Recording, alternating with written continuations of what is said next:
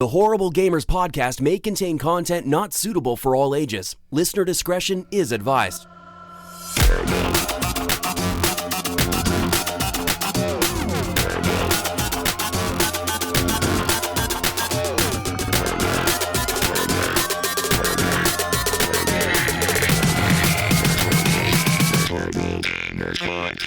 Welcome, ladies and gentlemen, to Horrible Gamers Podcast, show number 306, being recorded on May the 9th, 2020. I'm one of your hosts, Jesus Gonzalez, and Jesus walks out today. I'm joined by my friend from the West Coast, the Best Coast, Gunny Chief, Henry Merrill. Welcome, Gunny, welcome.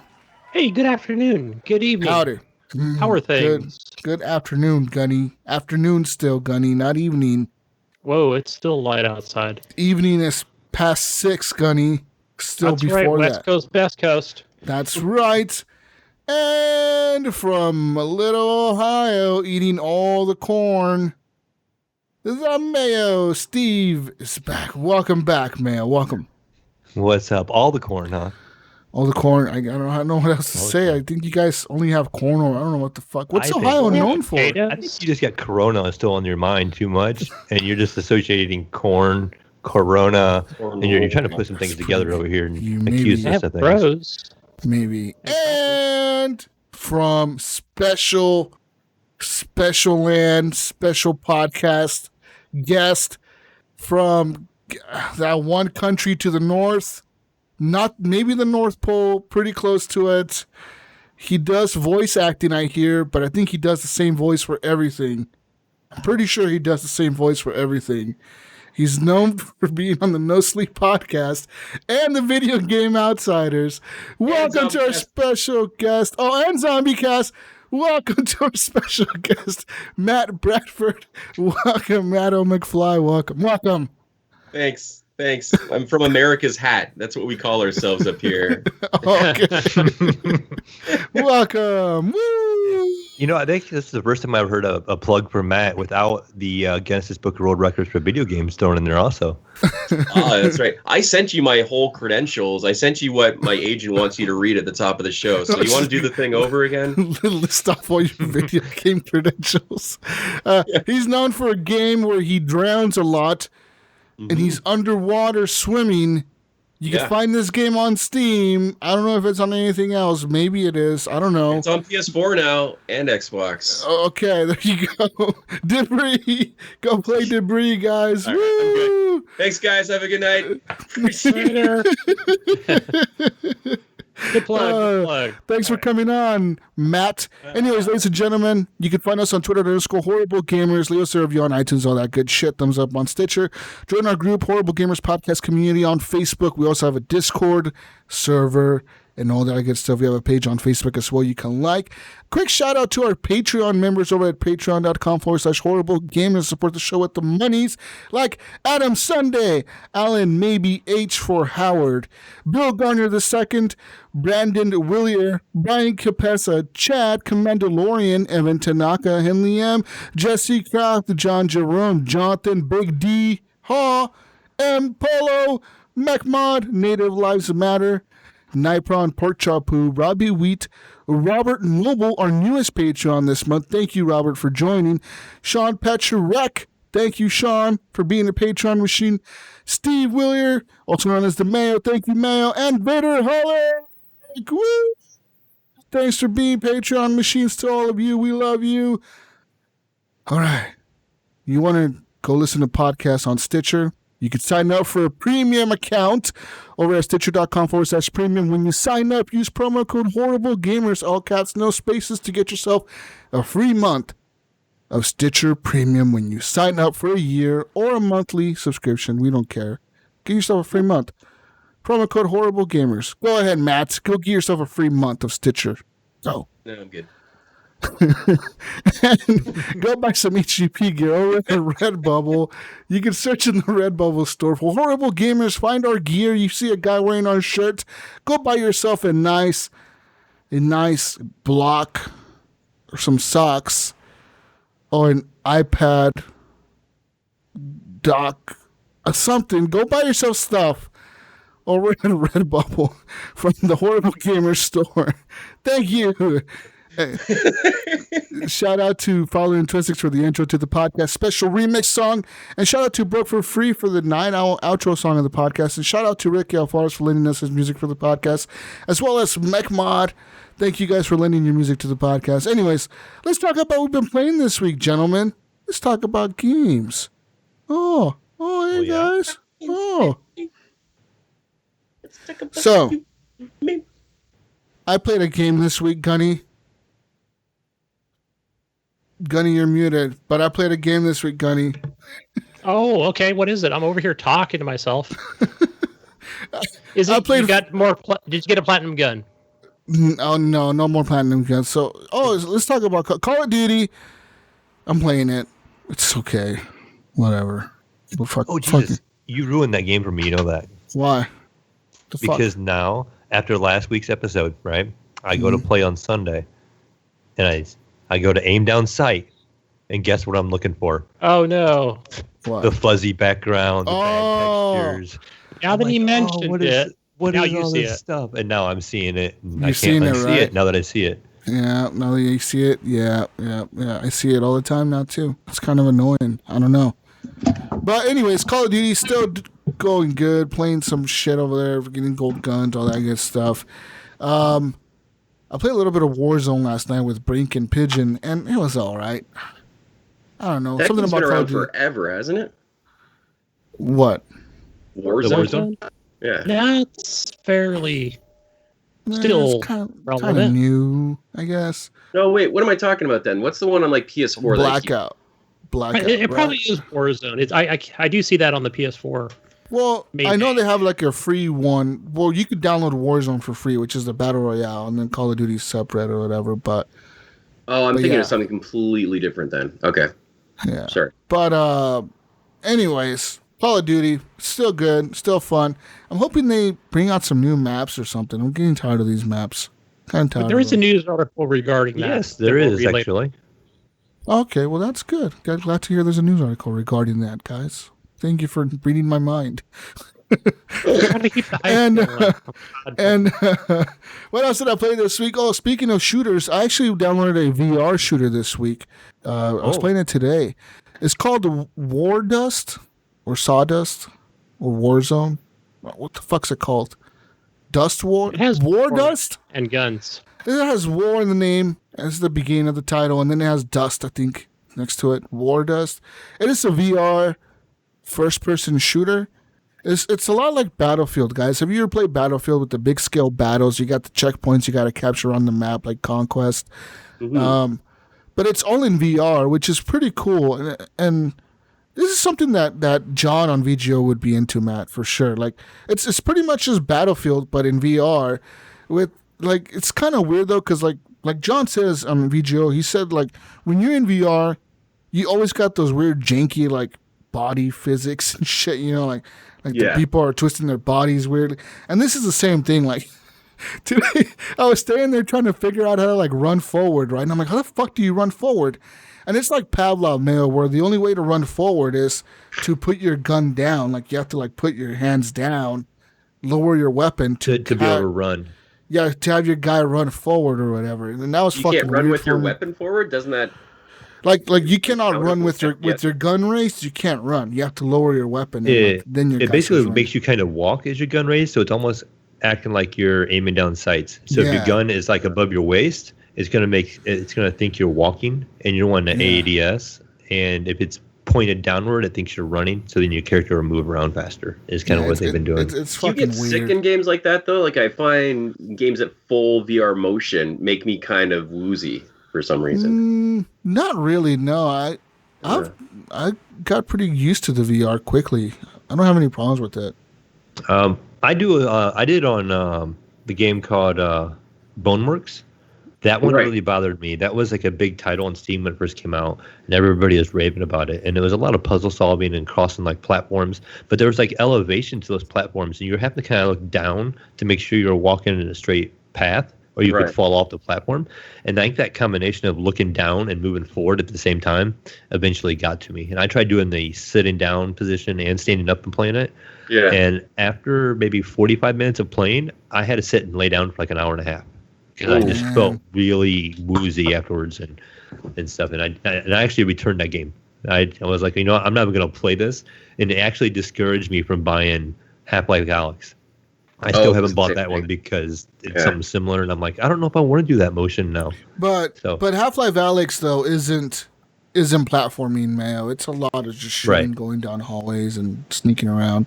Yeah. It's teleporting too, right? That's how you move in that. You teleport. You can choose to walk or teleport. Okay. I have the walking enabled, but she does walk really slow. And the reason they have it where you're like in VR, almost every game when you enable walking is set to like the slowest speed because they don't want you to get motion sickness. If you move too fast in the game, then it tricks your brain into like fucking thinking, "Whoa, sick. I'm moving too fast." Yeah, like what the hell's going on? And then it makes you feel ill. So like in Borderlands, I remember when I played Borderlands in VR on the PSVR, you can enable that where they switched it to like from the teleporting to like enable walking.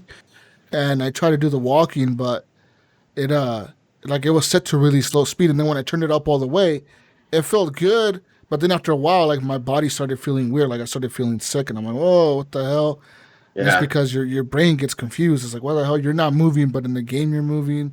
Like what the hell? Well, because your brain, because the science is that your brain is seeing moving images. It feels like you're moving it, so it thinks you're poison because your body's still, but you're seeing images like you're moving, so it thinks you're poison and it makes you throw up. That's the whole science behind it. Kind of like when you're drunk as fuck and everything's spinning around you. Yeah, exactly. Yeah. Make it stop. Let's put it in dumb terms here. Come on, Matt. Let our listeners understand the hell you mean. You're like American after you drink your Budweisers. But yeah, War Dust is a fun game, and actually, I was really surprised to find that they actually have vehicles in the game, just like Battlefield. So they have like transport helicopters and boats and jeeps and tanks, and you can actually like run up to these vehicles, like run up to a tank, and if nobody's in it, you could fucking jump in it and start driving the tank around. And like one guy is like in the tank driving, the other guy's on the turret shooting. Or like, for example, if you're in a helicopter, you get in the pilot seat and you're the fucking pilot of the helicopter, and you have to take off and you have to fly the helicopter, and somebody can jump in the back and you can be like transporting people into the battlefield and dropping them off and flying around support, and they got like all kinds of, I saw some jets in the game. So I saw some jets flying by and dropping bombs on objectives, but I don't know if that's like an airstrike somebody called in from the ground, like as a kill streak or something, or like if somebody's flying a jet around the map, because that would be fucking crazy. Because that jet was fucking flying, like that thing was going fast, and they just dropped bombs on this flag we were defending, and like the whole fucking map started blowing up, and it was fucking nuts. What's really cool about this game too, being on Steam, it does have mod support. So one of the mods that I saw in there that I was trying to play but I couldn't was a Wake Island map. So if you guys know what Wake Island is, it's a map from Battlefield 1942, which are kind of like how the graphics look in this game. They don't look the greatest, even like on the maximum setting. I think it goes from like beautiful to like fantastic settings, and I put it on fantastic, and the graphics they don't look the greatest. They look nice, but not, like they look old still. It's VR. Like it's VR, and like it's a studio that doesn't have a big budget. You can tell they don't have a big budget, or they're not backed by a big AAA developer or publisher. So they gotta do what they can. But they did an okay job with this game, War Dust, and what's really cool was every match that I got into, it was full. The lobbies were like 32 versus 32. That's the player count or whatever. And it's just like Battlefield, guys. So think of Conquest. You have a squad when you spawn into the game. Like when you get into a match, you pick a team. You pick one is called like the Coalition. The other one's called the Opposition, or whatever the fuck they're called. and then you pick a side, and then you can see the roster filling up on each side. And then when you pick a side, it automatically puts you into a squad, and it'll say your name, and then it'll say like the 3 other people in your squad. And just like Battlefield, you can spawn on a flag that you've captured, or you can spawn on your squad mate if they're not under fire or whatever. And but yeah, in VR, like playing a shooter like Battlefield or Call of Duty, it's always different in VR, man, because you get shot and you have no idea. You're like no spatial awareness. Yeah, like it's so hard to like in a real war. It would be so fucking hard to be surrounded by like 15 other fucking enemies and just being shot at from any direction. Like, how the fuck do you keep track of where you're getting shot from? Because you got fucking explosions going off, you know, your friends running around and shit. And then this game is hard, man, because you got like I said, there's always these people running around waving their arms and shit and like dancing and doing the robot. And then you got motherfuckers playing all serious. But then next thing you know, your character just falls to the ground. And it's like, oh, you were killed by this player from 300 meters out. Like 300 fucking meters. What did he shoot me with? And then it'll be like, oh, he had a sniper rifle. And it's like, oh, no wonder. But it's fucking difficult to like tell where they even shot you from because it doesn't give you a kill cam. So you don't even get a kill cam to find out where they were hiding or whatever to go get your revenge. You just got to kind of deal with it. What VR setup do you have? I have the Oculus Rift S. Oculus Rift S. Yes, good stuff. Oculus Rift S. And you're happy with it? Yeah, I'm very happy with it. It's a step up from the Quest. So I know I know, Matt, that you've been looking into VR for PC and shit, but the Quest is pretty much a standalone. The Rift S requires a PC or whatever. So I know you have a PC, Matt. So if I were you, I would just go with the Rift S. Yeah. But yeah, it's a good headset. I'm not happy with it. Like, there's a lot of content on there. I was in the store today because, like I said, I haven't, like VR is a weird thing where you play it a lot and then all of a sudden you fall off of it for a bit and then you go back to it. I know you've experienced that with the VR, man. With your PSVR, right? You play it for like a week or two straight and then you kind of get like tired of it and you put it away and you're like, oh, I'll play it again sometime. And then you kind of forget about it. Then you go back to it and you're like, whoa, everything's amazing. Fun. The best thing ever. I'm almost at that point again. My PSVR has been collecting dust, but I know like once I was into it in the past, like it was all I played because it's such a unique experience. But it's a weird. There's like mental barriers to the headset's over there. I've got to get it and adjust it and clean the lenses. And readjust the camera. It's only gonna take 5 minutes, but it's that. It's that or just pop on a game I've been playing, right? The nice thing about the Oculus is I know it's probably close to the PSVR, but it's only one cable and it splits into two, and it just has a display port and a USB. So you just plug it in. It's probably probably a 20 foot cord. Yeah, it's pretty fucking long, 15 feet maybe. It's a USB connection? I guess there's no connection then. Yeah. And then that's all it is. When you put it on, it has a sensor and it has a microphone and headset built into it for audio. So everything is right there for you. And you literally can launch all your games right inside it, so you don't have to do anything. I mean, it's really easy to set up and clean. Mine just hangs on the side of my desk. I went to Menards, which is like a home improvement store, and bought big coat hooks. And basically, I just screwed them into the side of my desk, and I hang it on the corner there, and I hang the controllers beside it. I just kind of coil the cord up, and it's all nice and neat until I'm ready to get it out. And it takes like 30 seconds to get out and get it ready. In terms of setup, is it just plug and play? If it's USB, is it just pretty much? Yeah, you plug it in, and then your PC will detect that it plugged in a new device. It'll switch over the microphone to that. And then what's really cool is even if you don't have the Oculus app open, like as soon as you put on the headset, it detects that you put it on, and then it opens up the app for you on your PC. So like it just launches the Oculus Store real quick. And it also has a connection with Steam, and it will launch Steam VR for you. So if you have VR titles in your Steam library, you can actually play those right out of the headset too. So you can launch any game right out of it as long as it's installed on your PC. And as soon as you've played it, say like you've launched a game from the Steam VR store, and next time you launch the Oculus app, it automatically knows that you have that game in your library. So it just puts it in your library right there in the Oculus. You don't even have to launch Steam anymore. You can just be like, hey, I want to play this game, and it just launches it for you because it knows you already own it. So it's pretty cool the way it works. It kind of just works. Once you set it up, it's just done, it just works. And what's really cool, once you set up, like say you're like in this room that I have here, I've already set up the boundaries of like the edge of like where I can't go past, like it warns me if I go past a certain area. So I don't bang into the wall or whatever. So every time, even if I unplug it and replug it back in, every time I plug it in, the software knows, like, hey, he's in the same room. These are his boundaries, and it just automatically has him set up like that always. So it's pretty smart. In terms of sorry, I know you're in a VR stuff. But so because my office isn't huge, I'd probably do a lot of just sitting down gaming, but I'd still want the VR experience. Do a lot of games cater to that, or do I have to prepare to get a whole big room, run around and shit?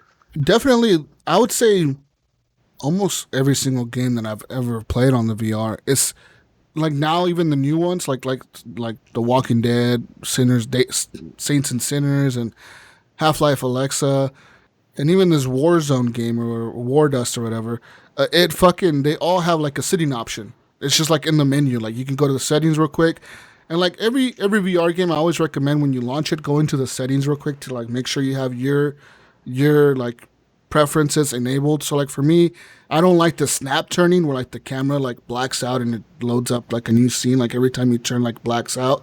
I like it to be smooth, right? Like if I'm turning in real life, like it's just smooth. And so like every time you launch a VR game, I would recommend going to the settings and going to the mobility or whatever settings, and then just put that you're sitting, and that way it knows you're sitting down or whatever. But yeah, it works out pretty good.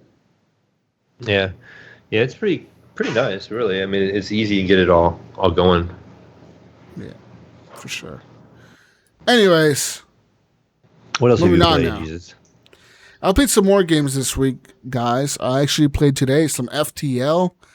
And like Mayo, I've died probably like 7 times in the first hour. That game is so hard, but it's so satisfying. It is so fucking hard. Like the furthest I got was to like the 3rd system or whatever. And then I had like a crew, like an alien guy, like join my crew. I had like 5 people in my crew.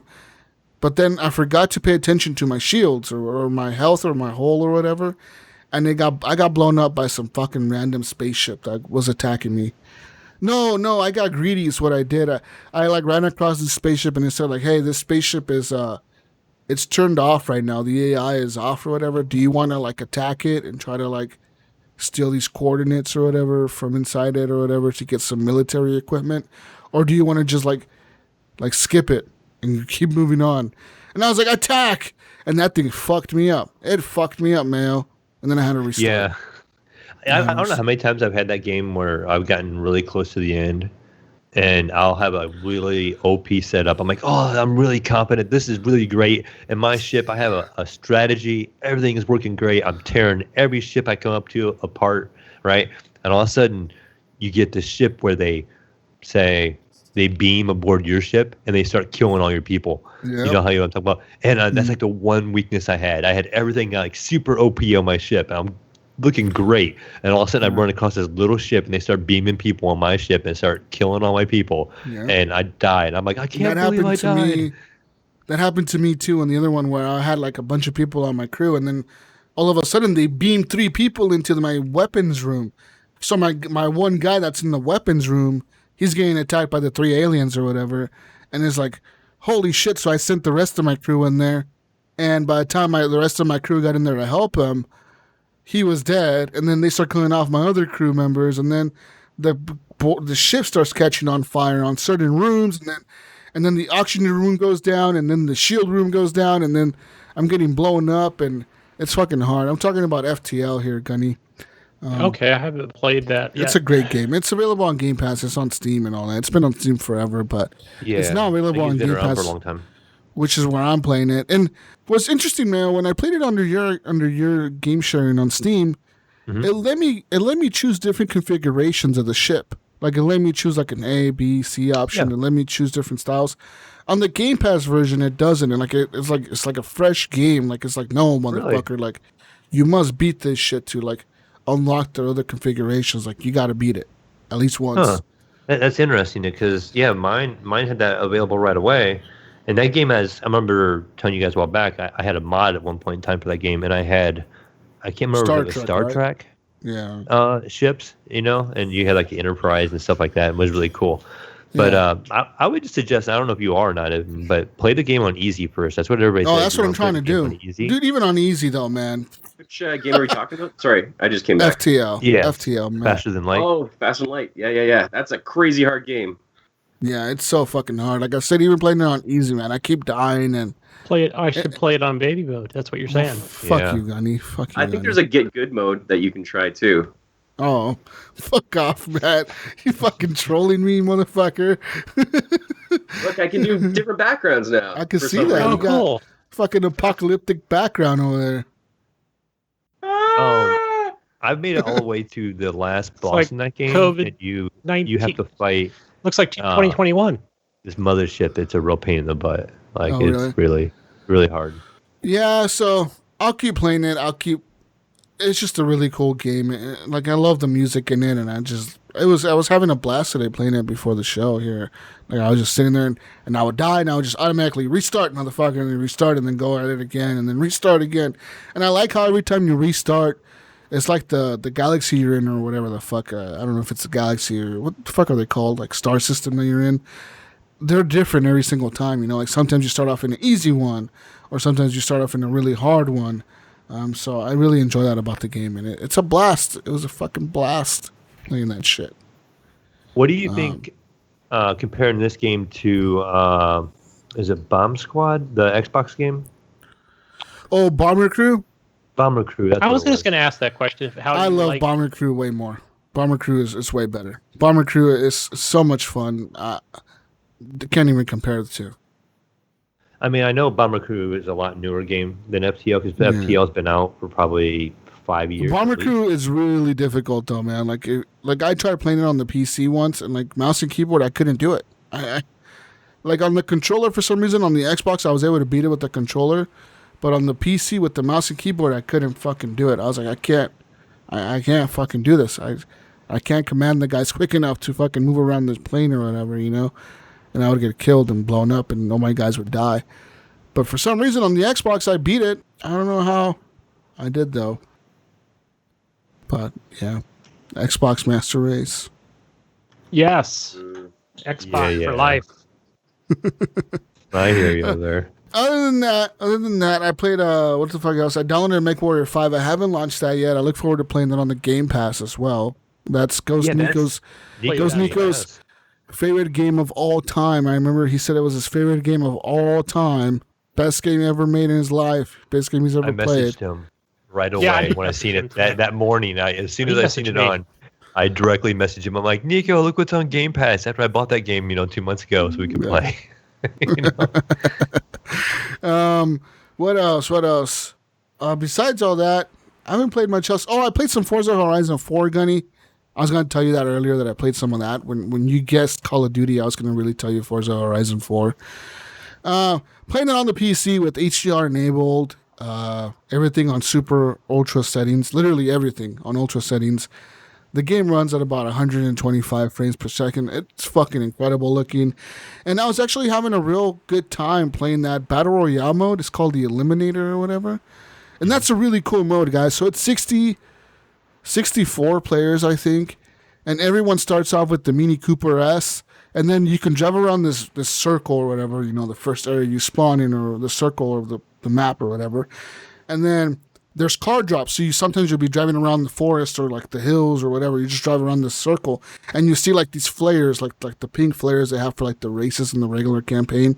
And you fly over to the flares and there'll be you get into the circle or whatever and you press X. I was playing the controller. So you press X on the controller on the Xbox and then it'll be like, boom, like you want to upgrade to the Audi A4 or whatever, and then boom, you upgrade, and then now you're driving a fucking Audi.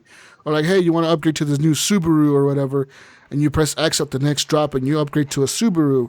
But fucking A, man, I was playing the Battle Royale mode, and like some people I'm not even kidding, within like the first minute of the match, there was a guy that upgraded to a fucking Ferrari something. Like he's driving like a fucking Ferrari. I'm in a fucking Mini Cooper. I'm like, how the fuck do I stand a chance if this guy comes up against me? And like you could tell he was destroying people because every time. So like the way you battle in this Battle Royale, and because you're all in cars, you can't kill people. So what you do is, say me and Matt are in this match, and we both start like in the map or whatever. You start at a random spot. You can pick the spot you start at. But everyone starts in the same area, like in this big circle. You can drive over to like the nearest person, which the people start showing up on your mini map if you get a certain distance from them, like a little circle pops up on your mini map, and then you can start heading that direction. Eventually, you'll hit that person or whatever. So say Matt's circle pops up on my thing. I drive over to Matt.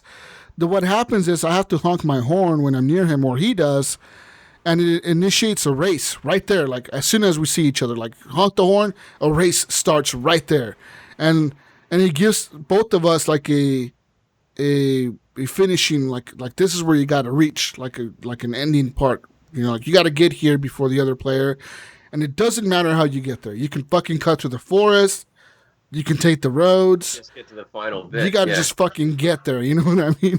So it's really cool. Is the other day I had like this monster truck car. It was like, I forget what it like because I beat the first guy that raced me, like this dude in the Mini Cooper, and I was in the Mini Cooper, and I beat this guy because I cut through the forest and he didn't. He almost had me, but I beat him. So then when you beat somebody, you can take their car, like it tells you, do you want that person's car, or do you want to upgrade to this new car?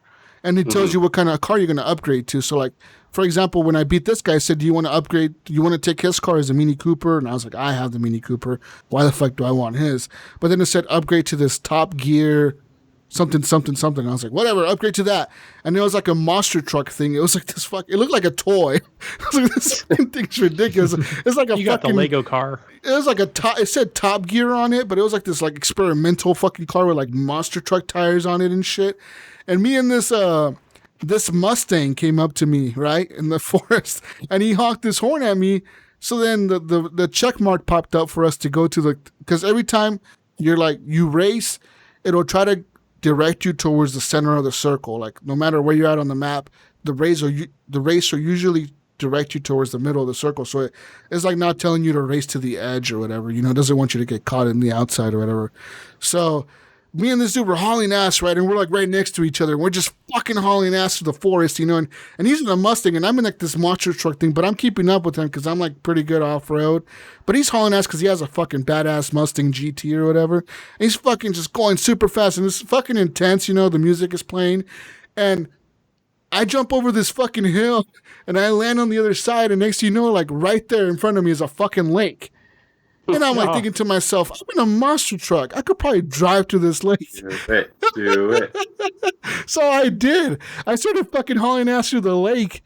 And he real quick, he knew that he couldn't drive to the lake. He's in a Mustang. So he like hit his brakes real quick. And you could see him like sliding. He hit his brakes. He was like drifting next to me. And he like drifted past in front of me like a fucking movie. Then he like started going around the lake. But I started going through the lake. And I made it about halfway. And my fucking monster truck got stuck. It was just stuck. So I'm like trying to hit reverse, trying to hit forward, trying to turn it, trying to hit reverse. It was fucking stuck. Oh my God. And the next thing you know, like after like a minute, it was like, hey, this guy beat you. You've been eliminated. And then once you're eliminated, you could just automatically put like, I want a rematch. I want like get into another battle royale match. And I'll be like, searching for a new match or whatever, and you get XP and points and all the credits and all that shit for playing the battle royale. Every time you play it, no matter if you lose right away or not, you get like a wheel spin. You know those wheel spins where you get cars or credits or whatever. You get one of those. Sunglasses. Yeah, I got like a new car for that and then some money or whatever. But yeah, it's a fucking cool mode, man. Like that battle royale mode is actually a lot of fun without killing people. It's been out for quite a while also, hasn't it? Yeah, it's been out for a bit. Yeah, I haven't fired it up in a while. Like if I do, I usually fire up and play like the Lego Land version. And and the game looks fucking incredible, dude, on PC. Like I said, running everything on Ultra and such high frame rates. It looks so fucking good. Like how do they get better graphics than that? No, I think that's like probably one of the best looking racing games. I know that Forza 7, I think it was called Apex or something. It came out for PC. I believe it was free. And it was a good demo only came with two maps. And I think the only DLC they had for it were like cars. And I ended up buying those. And man, it just looks amazing on the PC. Definitely. One thing that I was thinking the whole time though playing this game, even in the Battle Royale, even just driving around the map, just when I got out of the Battle Royale at the end of the game, now I was just driving around the map, hauling ass through the whole map. I was thinking, I couldn't just sit there, but I couldn't help but think the whole time, Microsoft needs to smarten up real quick, right? They need to smarten up This whole map right here. Just tell Playground Games or whatever the fuck they're Underground, whatever the fuck they're called. Tell them, hey, motherfuckers, we want that map. Give us your map, exactly how you rendered it for Forza Horizon 4. The same graphics, just give us that fucking map. We're going to give it to another studio, whatever fucking studio they own, Obsidian, whoever the fuck they just bought, Ninja Theory or something, and tell those motherfuckers, hey, we need you to make an RPG in this map. Because that fucking map looks good for a racing game. And if you could use that map for an RPG, for sure, dude. For fucking sure you could use that map for an RPG. It looks beautiful. Like, it's based in England, like the countryside. They got little towns and cities. You could just change those assets up a little bit, make the town look fucking fantasy or whatever. But other than that, it's a fucking cool looking world, They got animals and shit in the game. They should probably be making the next Fable game. That's exactly what I was thinking. I was like, imagine if Fable, the graphics look like this. Like the map looks like this. I think they will be. I think they're going to show that game in June. It would be incredible, Matt. It would be incredible. I believe you. Yes. That's all I played this week. I look forward to playing more games next week. I don't know what I'm going to play next week. I don't fucking know. Matt, what have you been playing, Matt? Well, I got to ask you, what game are you talking about? Because I froze before I actually figured out what game you were talking about. Oh, this recent one was Forza Horizon 4. Ah, okay. Yeah, like I was saying. Yeah. Oh, is it my turn? Okay. Yeah, go ahead. Go ahead, Matt. I'm fiddling with backgrounds here. It's been kind of slow for gaming right now. I'm kind of waiting for Last of Us 2, and I've kept myself away from all the spoilers from Last of Us 2. So, what do you think about that? What do you think about that whole situation where stupid ass Sony was like, "Oh, we're gonna delay it so everyone can play it, everyone can experience it together," and dumb.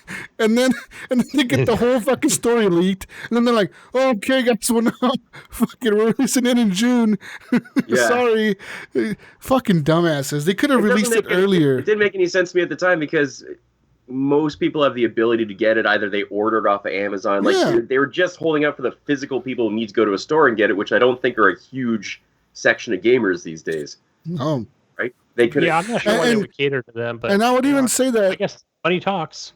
Yeah. Even if like say you pre-ordered it physical, like say you pre-ordered it physical, Matt. If GameStop or EB Games or whatever called you and said, "Hey, Matt, we can't give you your copy because we're closed," you would have been like, "Okay, cancel my shit, and then I'll go order it online." There was some or Amazon. I feel like there was another reason that we just don't know about. But anyway, so I've been trying to find a game between now and Last of Us 2. I don't want to get too involved, and I found Hitman. I found the old, like the rebooted Hitman, both the first one and the second season, I guess it was, because they released maps like as episodic maps. And I'm in love with this series. Like I knew I kind of liked it, but it's one of those things that it's kind of like flown under the radar for me. But this is I just love the concept of these because it really is. Each level is a huge map, a huge, really detailed map with thousands of people in it. Like you feel like part of a crowd. Mm-hmm. And they let you play it. Like if you dial back all the hints and stuff, they just drop you in, say, here are your targets, figure this shit out. Yeah, figure out how to get to that motherfucker, Yeah, but they've also built these worlds so that a lot of scenarios can take shape. You can follow a lot of different storylines. You're supposed to play these levels like 4 or 5 times to get every single storyline that's going on. Yeah. And I love just the sandbox feel of it. Like I just wander around until I overhear a conversation, and that leads me, okay, maybe I'll try this approach, get this costume. And it does kind of make me feel like a badass assassin. I just feel like they put a lot of detail and a lot of thought into these levels. It's really interesting design. I'm glad you like this game, Matt, because it's one of my favorite series. Hitman literally is like, I fucking love that series. And when they did that one game before this one, I think it was called Absolution. Absolution, yeah. I didn't like that one because it took away they you know how in this game, like you said, they drop you off in a map and they tell you go kill these 2 people. Like this guy's a drug lord, and like our client wants him dead. Figure out how to get into his compound and kill him. Yeah. So like in the last game in Absolution, it was more linear. It was like a linear mission. Like they had like a story and it was linear. And but I fucking hated story, that. Jesus. It wasn't. Me and Jesus kind of go back and forth on this. It wasn't a good story. Hitman fan myself, and fuck you, guys. I'm more of a Hitman fan than you. Just say it. Absolution was awesome. Yes, it was Absolution linear, was trash. How do you call yourself a Hitman fan and like Absolution? Fuck out of here, Gunny. It was a shitty story. I feel the difference. I played Absolution as well, but this one I do feel like it really is. It lets you do whatever. They'll push you in the right direction a little bit if you do your homework, but it really is a lot of surprise, a lot of discovery in this game. Like there's one mission. So I downloaded Hitman 2 first, and then I realized I had no idea what the story was. So I downloaded Hitman 1 to catch up on it. Yeah. And then, but one of the levels is like, it's in Italy. This guy's in his compound. He's a golfer. And I was doing all this setup. Then I found an explosive golf ball. I'm like, hell's yeah, I'm going to make it explode by playing golf. So I snuck onto his compound, replaced his golf ball, and then... And it just made me feel so good to discover that way to kill the guy. Yeah. And there's so many of those little discoveries to find in this game. Hell yeah. Like one of them is to kill this race car driver and her dad. Yeah, that's cool. And the one with the race car driver, what I did on that one was I dressed up as a mechanic, and then when she did her pit stop, like I went to go work on her car, and I loosened her tire up or whatever, so then she crashed on one of the turns or whatever and died.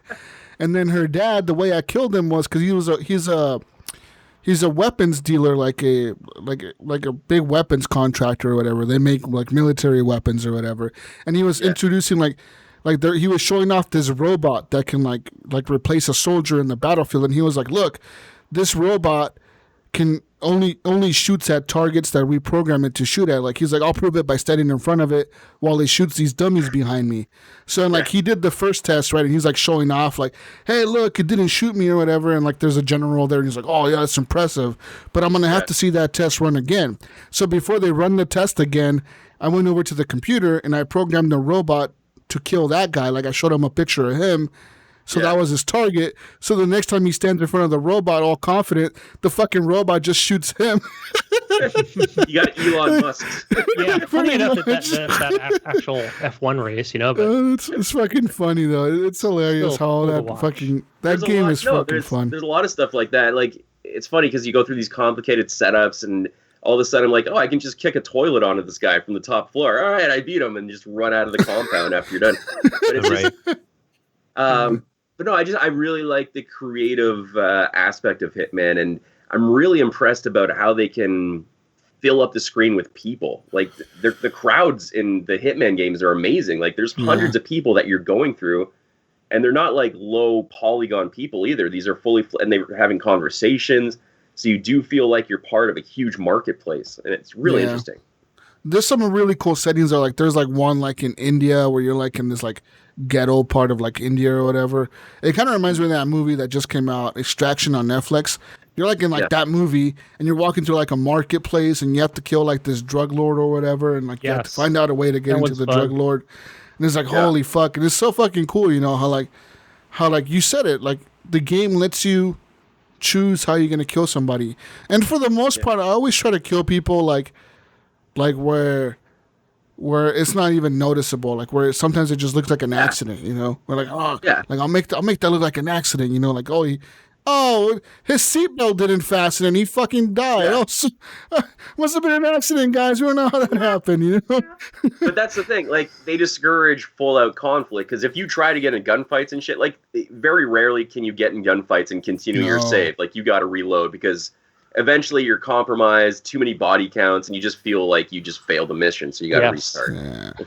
like there was one time, I don't know if you played this, you probably have played this mission, but where the guy's inside, it reminds me of like Julian Assange, where this guy's in this embassy and he's about to like leak a bunch of information. Yeah, so this guy hires you to kill him or whatever, and you have to find out this way to like a way to get into the embassy, and like for the longest time I couldn't figure out this underground tunnel thing, and then I found the underground tunnel, but then when I killed him, somebody noticed that I shot him. So I was like, "Fuck it, I'm going all out." So I pull out my machine gun, and I'm fucking gunning down like all the security guards and shit.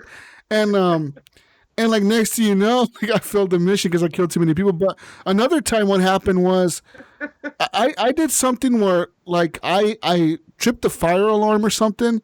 So then they were going to evacuate him. So they said like, "Hey, they're moving him they're moving, like the security team is going to evacuate him. You better get him.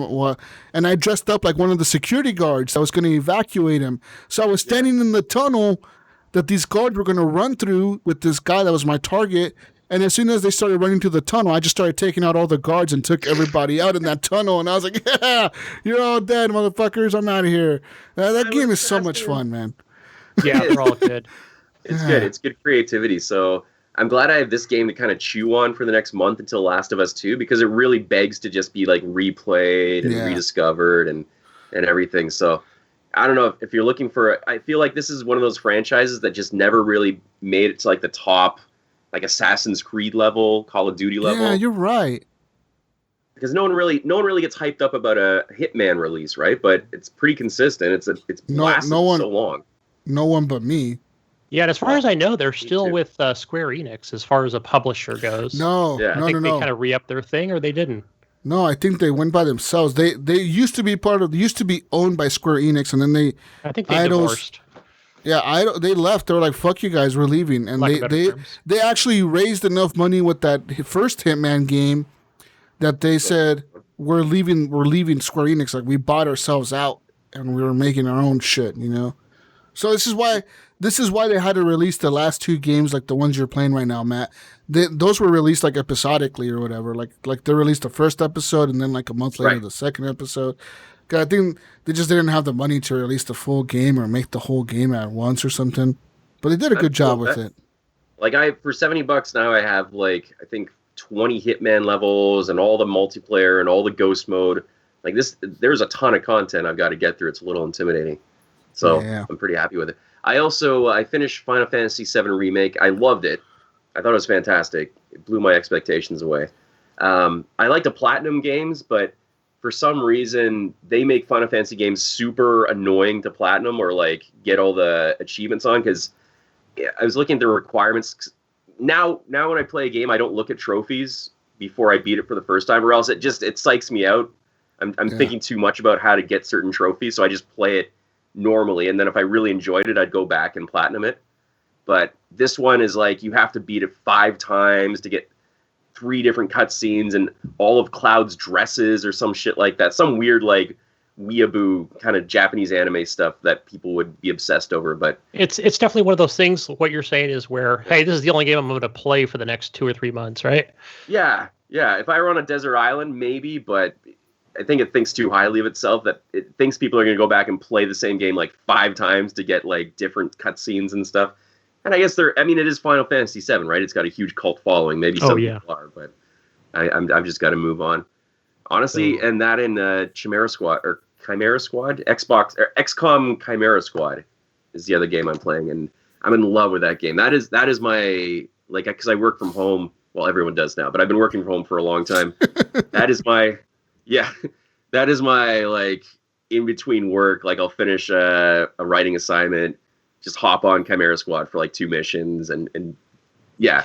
Tell me about it. Is it, because I haven't seen any Twitch gameplay of it, but I do like XCOM 2. Oh yeah, I love XCOM 2. I love all the XCOM games. This is XCOM. Like I feel like they could have released this as a full release game. It's got the same depth. It's got the same kind of micro management in the background of your troops and all like the outfitting them, all the research, all the spec ops. Really, and stuff it has like that. all that. Like it has like your home base and all that shit. Yeah, well, it doesn't have like you make your own base. It just has a home base where you can train your people, research stuff like that. But no, not in depth like XCOM 2, where you build out your base, which was a lot of fun.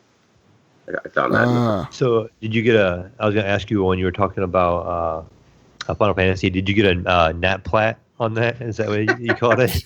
No Nat Plat. No Nat. By the way, I should clarify. People think I'm saying Matt Plat, which is dumb. That's what John says, right? Matt Plat. See, I never thought of it that way. I took it as a Nat Plat, so yeah, I caught it right. So it's a natural platinum. I coined the phrase, so if you hear it in the mainstream media, you know where it comes from. It is where you play a game, and without even trying, when the end credits roll, you get the natural platinum.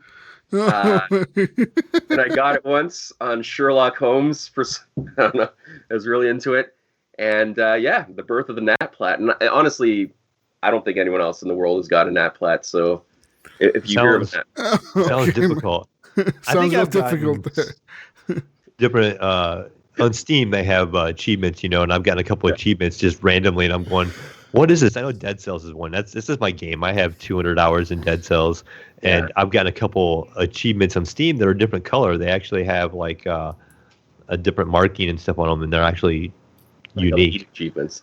And but also too, have you ever played the XCOM? It's an older one. It's called Declassified, and it's like the Bureau, and it's kind of like it's set in like an older era. It's set in actually 1962. Yeah, I remember when that came out. But that was a weird, different type of XCOM, wasn't it? It was like a third-person, almost action game. I know which one you're talking about. Who's sneaking at the door behind you? I've seen that in your library. She's trying to be... Heard of it. Yeah, I've heard of that game. Maybe I'll check it out. Yeah, it came out in 2013, so it's been a while. It might have been like their first attempt at an XCOM game even. But another one back in the day, I always recommended to Gunny, I really enjoyed, was BattleTech. It plays just like XCOM, but it's mech warrior based. And what I liked about that is if you came from the right side of a tech or a mech, you would destroy the right side of it. So if you knew it had guns on its right side, you could just almost disable it. Mm-hmm. What are you running like? How many people live in your house? Oh yeah, I have kids coming home. 50 different people have walked in and out in the last hour. I think it's my Saint daughter walking back and forth. Are you the owner of a bed and breakfast? Come in. I hear bells over the door. Yeah, dinner time. So XCOM. Oh yeah, so I was gonna say because I did download Gears Tactics because I got Xbox Game Pass, and I loaded that up. It looks beautiful. Chimera Squad for me has more character. Like it seems more fun. Gears is very self-serious. It's very grunts shooting aliens. Get them, boy. But Chimera Squad is a lot kind of more humorous, more light in tone. Still very hard. So right now I'm into that, but I think I'll get into Gears Tactics next if I'm not burnt out on the formula. Otherwise, yeah, that's it. Just waiting for Last of Us 2, really. Yeah, speaking of Gears Tactics, I didn't play that this week. I did play it last week, and it's okay. The one thing I do kind of miss from playing XCOM is probably just that I like that camera angle, kind of when you're centered in on an enemy and you're ready to press fire, but Gears just has that like top down view. It's not a bad thing. I just think, okay, it's not exactly. You're right. It goes whoosh. It's like whoosh, and it's over like the shoulder. You can see all the detail on the enemies and everything. So, yeah. No, I know what you're saying. You know what would be cool? A VR game like that where you feel like you're a god over the battlefield and you're just pushing your men along or something like that. I think that would be. I'd be really into that. Just that would be cool. Like you're almost like a chess game, right, with real people. I think that'd be pretty cool. Yeah, that would be awesome. Like I'm just thinking VR too, where you can kind of go up, like move your body up a little bit, and that's kind of like you coming up over the cover. Yeah, interesting. I like that. What is everyone watching their phones right now? Sorry, I'm not interesting. Jesus Christ. You talking about a squad game? Yeah, go ahead. It's okay. I'm going to play Chimera Squad right now while you talk about your games. Well, I'd like to jump in real quick since I actually have a question on this game actually for Matt. And you're interested now. Too late. Oh, geez. Okay. That's good. What do you want? Shit. So throughout the week here, I picked up a game, and I know it's talked about on VGO, which was Cloudpunk. And I know Matt kind of had, or not Matt, but John had an opinion on it, and he was kind of enjoying it. And just something about this game that draws you in. And, there's no action. There's nothing involved combat-wise. Yeah. But it's a lot of dialogue. Yeah. And what I find really interesting about this game is the multiple characters you run across and the voice acting that they do in this. Yeah. And since you do different voices in games and stuff, and it just really caught my attention this week playing that game because they're so unique. Every person you run across is a really unique voice. And the last couple that I have done was this one guy I talked to, his name was Huxley, and this is probably 5 hours into the game now. he talks about himself as third person, as like a private eye. So you know how you have that kind of private eye kind of sound to him, and he's like, and the dame, you know, was thinking this, and so I'm gonna tell her this, and he keeps spoiling his plot to you Cool. as and you're listening to him, and your character's like, I hear you, Huxley, and he's like, the dame is on to me, she knows exactly what I was thinking, but I had to play it cool, you know, and it was just a really interesting take on how they did a character. And then I was really liking this character, and then I found a random NPC on the street. And I went up and talked to him, and I thought it was gonna be like a side quest. And everything he talked was in rhyme, so he did this full almost like song as you were. Was that the engineer that you talked to? I think it was. And it was just such a weird game. But go ahead. That's just But yeah, and everything was in rhyme, and he told you a little story, and you just had to go up and talk to this one guy and convince him to come down. But it just every character I run across has a really unique voice and a really interesting take on a character. I mean, it's just like a little pop-up dialogue box in the bottom, but everything is voice acted, so you know, it's not fun game though. Like people talk about every time people talk about this game, they're like, yeah, people are, but is it actually fun? I don't know what I think it is, and I'm not the one to play like Death Stranding. I had no desire to play Death Stranding. One of the best games I've ever played. Yeah, something about it. Just driving around, flying around in that car, and in the city, it looks really cool. Yeah. And you're literally going, okay, I just gotta go to point B, and you can go whatever way you want to get there, and you get there, and you gotta find the parking spot, 'cause you can only park in a particular spot. It's saying it'll damage the hover jets on your vehicle if you park anywhere. So to prevent that, it won't let you land. So you can only go to these parking spots. You get out of your car, and it kind of goes to like a side view or some like a different 3/4 view or something like that, and you're running around. And you'll have to just talk to different people. And one mission I just did the other day is you had to go talk and deliver a package to Mr. Anderson. And right away I thought I liked Matrix. Anderson. Yes. And you get there, and it's this big corporation, and there's a guy at the gate, and his name is Mr. Anderson, and he's an android. And you talk to him, and he's like, well, what, Mr. Anderson? He goes, there is 1,000 Mr. Andersons in our complex. And you're like, what, 1,000 of them? And there is 500 of them are male, and 500 of them are Mrs. Andersons. And you're like, really? And then they were asking, and she was like, well, I'll just give the package to you. And then it had a special message. Then at the end, he was like, you know, I would like to say a complaint. If you could tell the other Mr. Anderson who does accounting my complaint, you know, could you relay that message for me? Yeah. And so, but you have to go talk to another Mr. Anderson, and you go talk to him in the complaints department. Cool. Yeah. And so, but this quirky little like dialogue the game gives you is really unique in that aspect, and I was really enjoying that. Out. I've heard a bunch of people talk about it. Yeah, and it is only $20 on Steam, and so I was kind of curious because again, it's set dialogue as I'm going through the entire game. So I'm like, I wonder how long this game actually is, because I have probably 6 hours into it now. Yeah. And I think it's like just over the average time to beat's like 11 hours. So it's got like 11 hours of dialogue in it. So I was enjoying it quite a bit. Just different times this week, I kind of streamed it on my channel and was just kind of messing around with it and just having some fun. And you have choices. So there's like, I know John made reference to one of the ones at the beginning of the game, that you pick up a package, and this dog, which is an AI that's uploaded into your car, he's kind of like, I hear a ticking noise, and he's going tick-tock, tick-tock, you know, and it keeps repeating the bomb sound.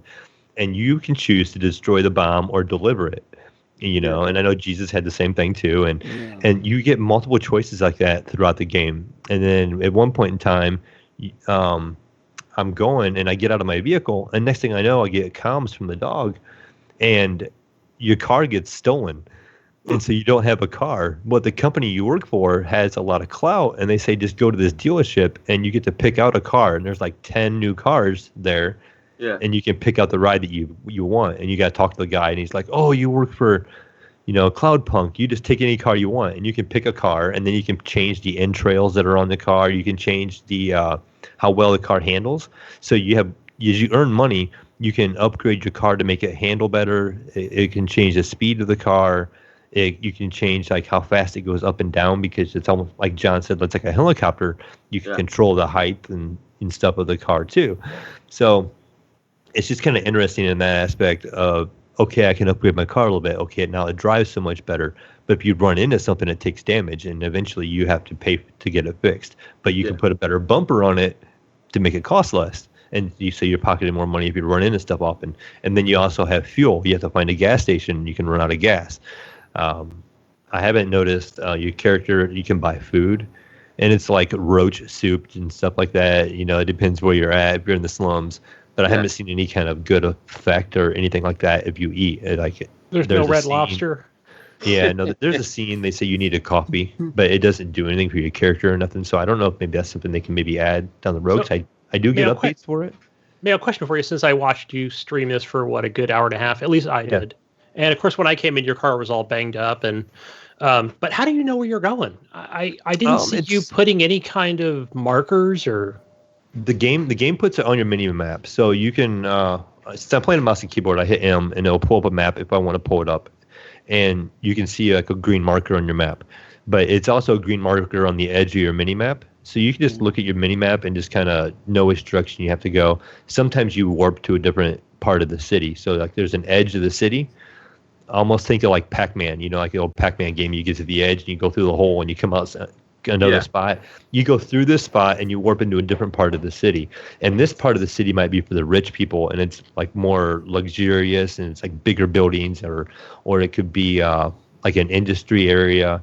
Later on in the game, you kind of go to the slum area and you go into this pipe and you're like in the undergrounds and everybody is sick down there and nobody has heat.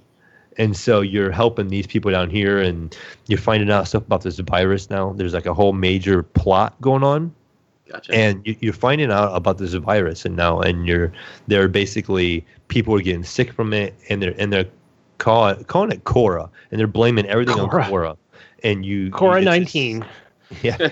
And you run across this AI, and it's called Cora, and things start happening, and there's radio commercials that come in, and you hear about traffic accidents that are caused by Cora and stuff. And so you're trying to get to the bottom of it, and you're trying to figure things out. And so there's like a little bit of a mystery behind what's going on. So it's a neat story in my mind. I mean, I'm enjoying it, and a couple of people have been in the stream and with me, and they've been playing through with me, and I let them make some of the decisions with me. I'll be like, okay, do we do this or do we do that? Because one of the things for the Mr. Anderson thing was they had all filed complaints, and they had like something you wanted you to do, and you could either A, vandalize their sign, or B, like do what they asked you to. And my friends in the stream were like, vandalize the sign, and you could walk over to the sign, you hit A, and it did something to the sign. I can't remember what it was, but it had vandalized the sign to make fun of the company.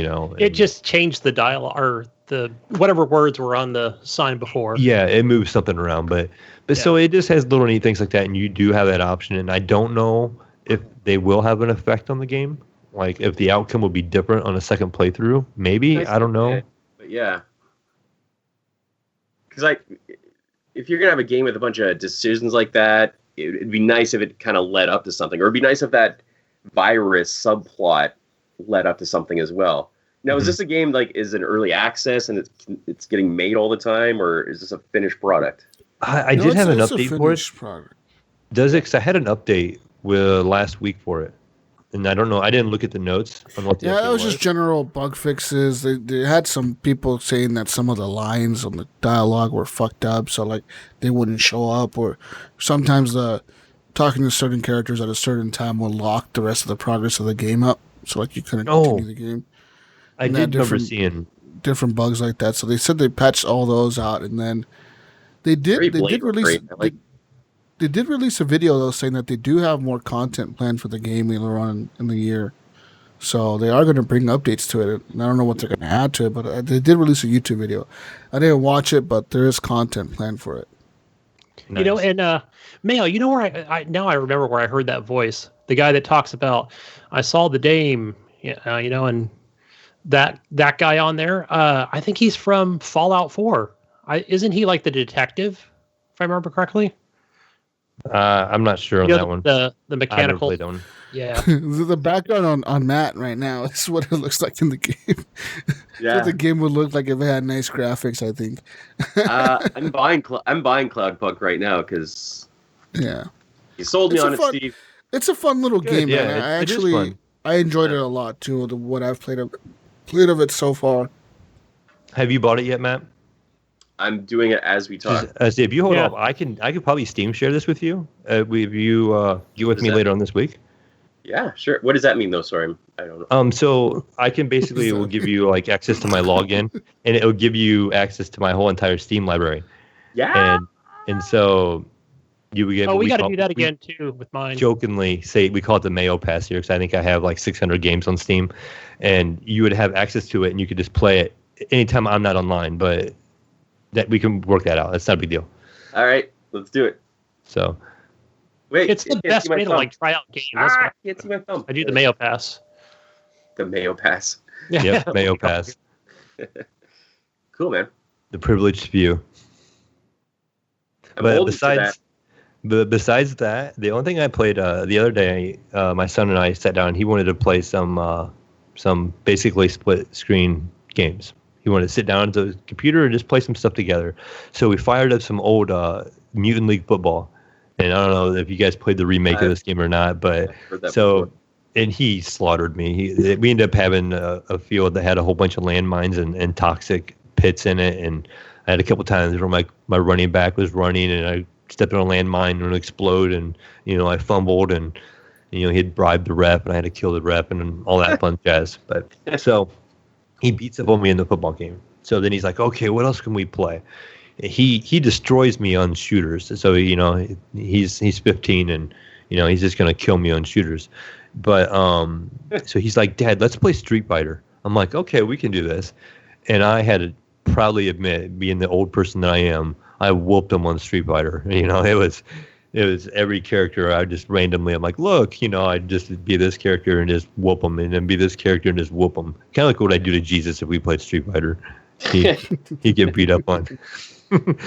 So he gets tired of that, and he's like, okay, we're gonna try the remember the game Injustice, the superhero fighter game.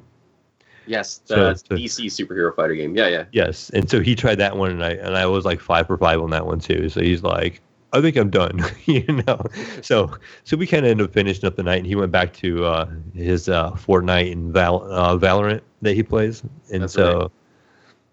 He was pretty much going on from there. Is he into a lot of the what are they called? Fortnite, Valorant, like Battle Royale? Yeah, Battle Royale games. He plays a lot of Fortnite, and that's about it when it comes to Battle Royale with him. He does mess around a little bit with he's a fan of Counter-Strike, and he put a lot of time in CS:GO, Counter-Strike Global Offensive. And now I gotten a key for Valorant, and so now he's been picking up Valorant, and so now he's actually playing ranked Valorant, working his way. So we'll see how he does. But from my understanding, I haven't dug into it because I haven't played it myself. But I guess they're going to reset everybody's rank when the game actually comes full release. Okay. But there is some tie to something. Like if you do have some kind of rank, there is something that's going to carry over, like a badge or something. But I think they are going to reset your rank in that game. I'm not 100% sure, but he's enjoying that. He's been using just one character, trying to learn that character. And that game, it's like Counter-Strike. It's all about crosshair placement and learning the spread of the guns. So each gun is going to shoot a particular way from your crosshair, and you just want to learn how that is, So cool. You think of Call of Duty, and you put your crosshair right on their head, and you're going to hit them in the head. In CS:GO or Valorant, the recoil and stuff is enough that you're going to actually not hit them right there. It's going to be a little bit off to the left or to the right, and you got to learn that on those guns. So it's more of a realistic shooter then, or more of a. It's just the spread of the gun, the bullets is the only thing that's really that realistic on it. And in Valorant, it's very it's tactical, just like Counter-Strike. Except for they have these little abilities. I know, like my son, the character he likes to use has a camera you can put on the walls. So let's say if you're trying to, the other team's around 90-degree corner, he can shoot a camera in the one corner and he can see that 90-degree bend and see what they're doing. Gotcha. And so he can kind of plan, and other characters have like smoke screens they can put through the walls, and one character can kind of teleport to a spot, but you only get it one time. You got to buy it. And it's a lot like Counter-Strike in that aspect. You got to buy your weapons at the beginning and stuff like that. And you work your way up. If you win your rounds, you play, I believe, to 14 or 13 wins, and it has like bomb placement and stuff. So besides that, it's a lot like Counter-Strike, and I guess really easy to run. So sweet. Yeah. But that is it on my end, so I guess that leaves you, Gunny. Hey, so Valorant, I have a key, I have it installed, and I'm ready to play it. So if you guys have this, I'm willing to play it. I know Kyle, my son's been playing it, and yeah, one of the things I find interesting is watching this on Twitch is how maybe it works the same way in CSGO, but I find it intriguing where you have your crosshair, like you'll have it pointed, not like if you're at a corner, I notice they don't point it left, like they're facing towards the corner. They already have their bodies turned. So I assume when they strafe left, you're already pointing straight down, like where the potential enemy is going to be. So yeah, I think you just confused me, Gunny. What the fuck? Do you mean? For example, like you know how like in Call of Duty, like you'll be coming around a corner, you're facing straight. Then you come around the corner, you turn right. Well, I noticed they're already turned right. So it always throws me off when I see like another player on there where I'm like, is that just how you're supposed to do this? You're just kind of more or less strafing around corners. But I guess I'll find out. I'll play. I couldn't tell you. I'll play this today. See how it goes. But other than that, guys, I've been playing that Mech Warrior 5 Mercenaries on the Game Pass. And this is a good game. I like it so far. I find it a little easier than what's the other mech game, Mayo, that you've played more of than I have? It's more like the XCOM. You talking about his BattleTech? Yeah, BattleTech. So, because this one's more of that first or third person actual be inside a mech shooter. Mm-hmm.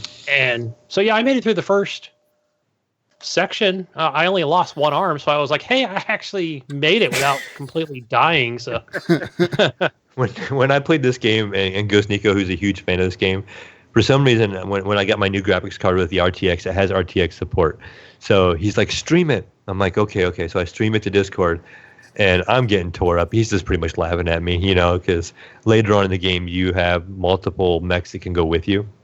So you'll have another mech that's with you, and you'll be fighting multiple mechs.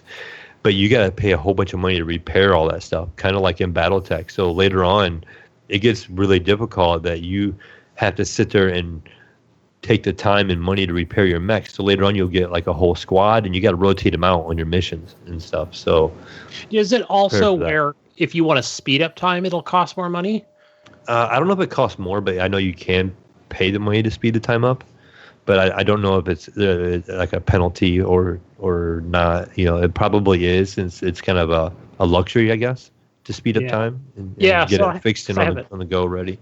I haven't seen any like types of microtransactions or buy these coins to speed up, time. But yeah, there's no microtransactions. It's just in-game currency you're going to lose. And then when you finish the mission too, it gives you the option to take scraps or money, and you can pick the scraps, and you would take like the missiles and the bullets from weapons that you would need for your other mechs and keep that in your inventory, because later on you have to pay for the ammo, you got to pay for the shells, and you got to pay for the rockets and stuff that all go into your mechs later on.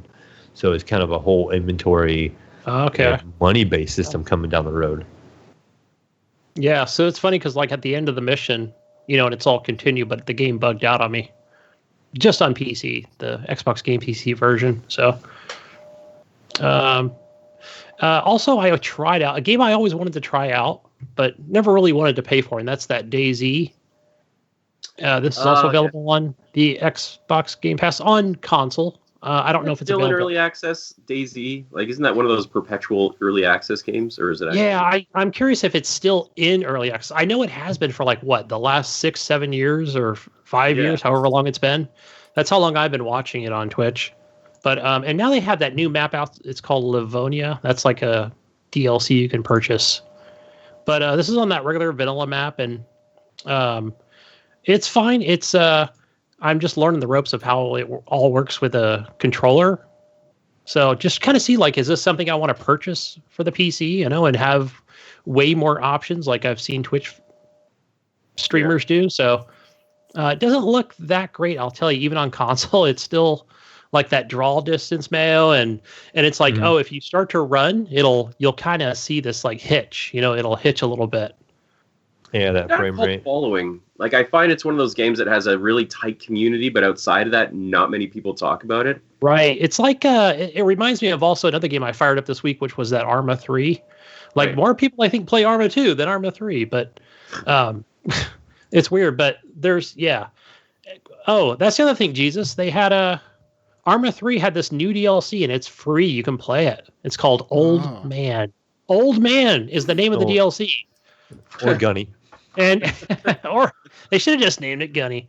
But I didn't even put this on my list. But yeah, I fired it up the other day, and you start off as this old man. He's dressed in like he looks like the director of the guy from what's the name of that the dinosaur flick, where he's like just like this basic tourist, but I didn't make it too far. I think, I don't know, the game, it's not that great in my opinion, but back to DayZ, it's fun. I met a few people, and it's more like you get that option for like a push to talk.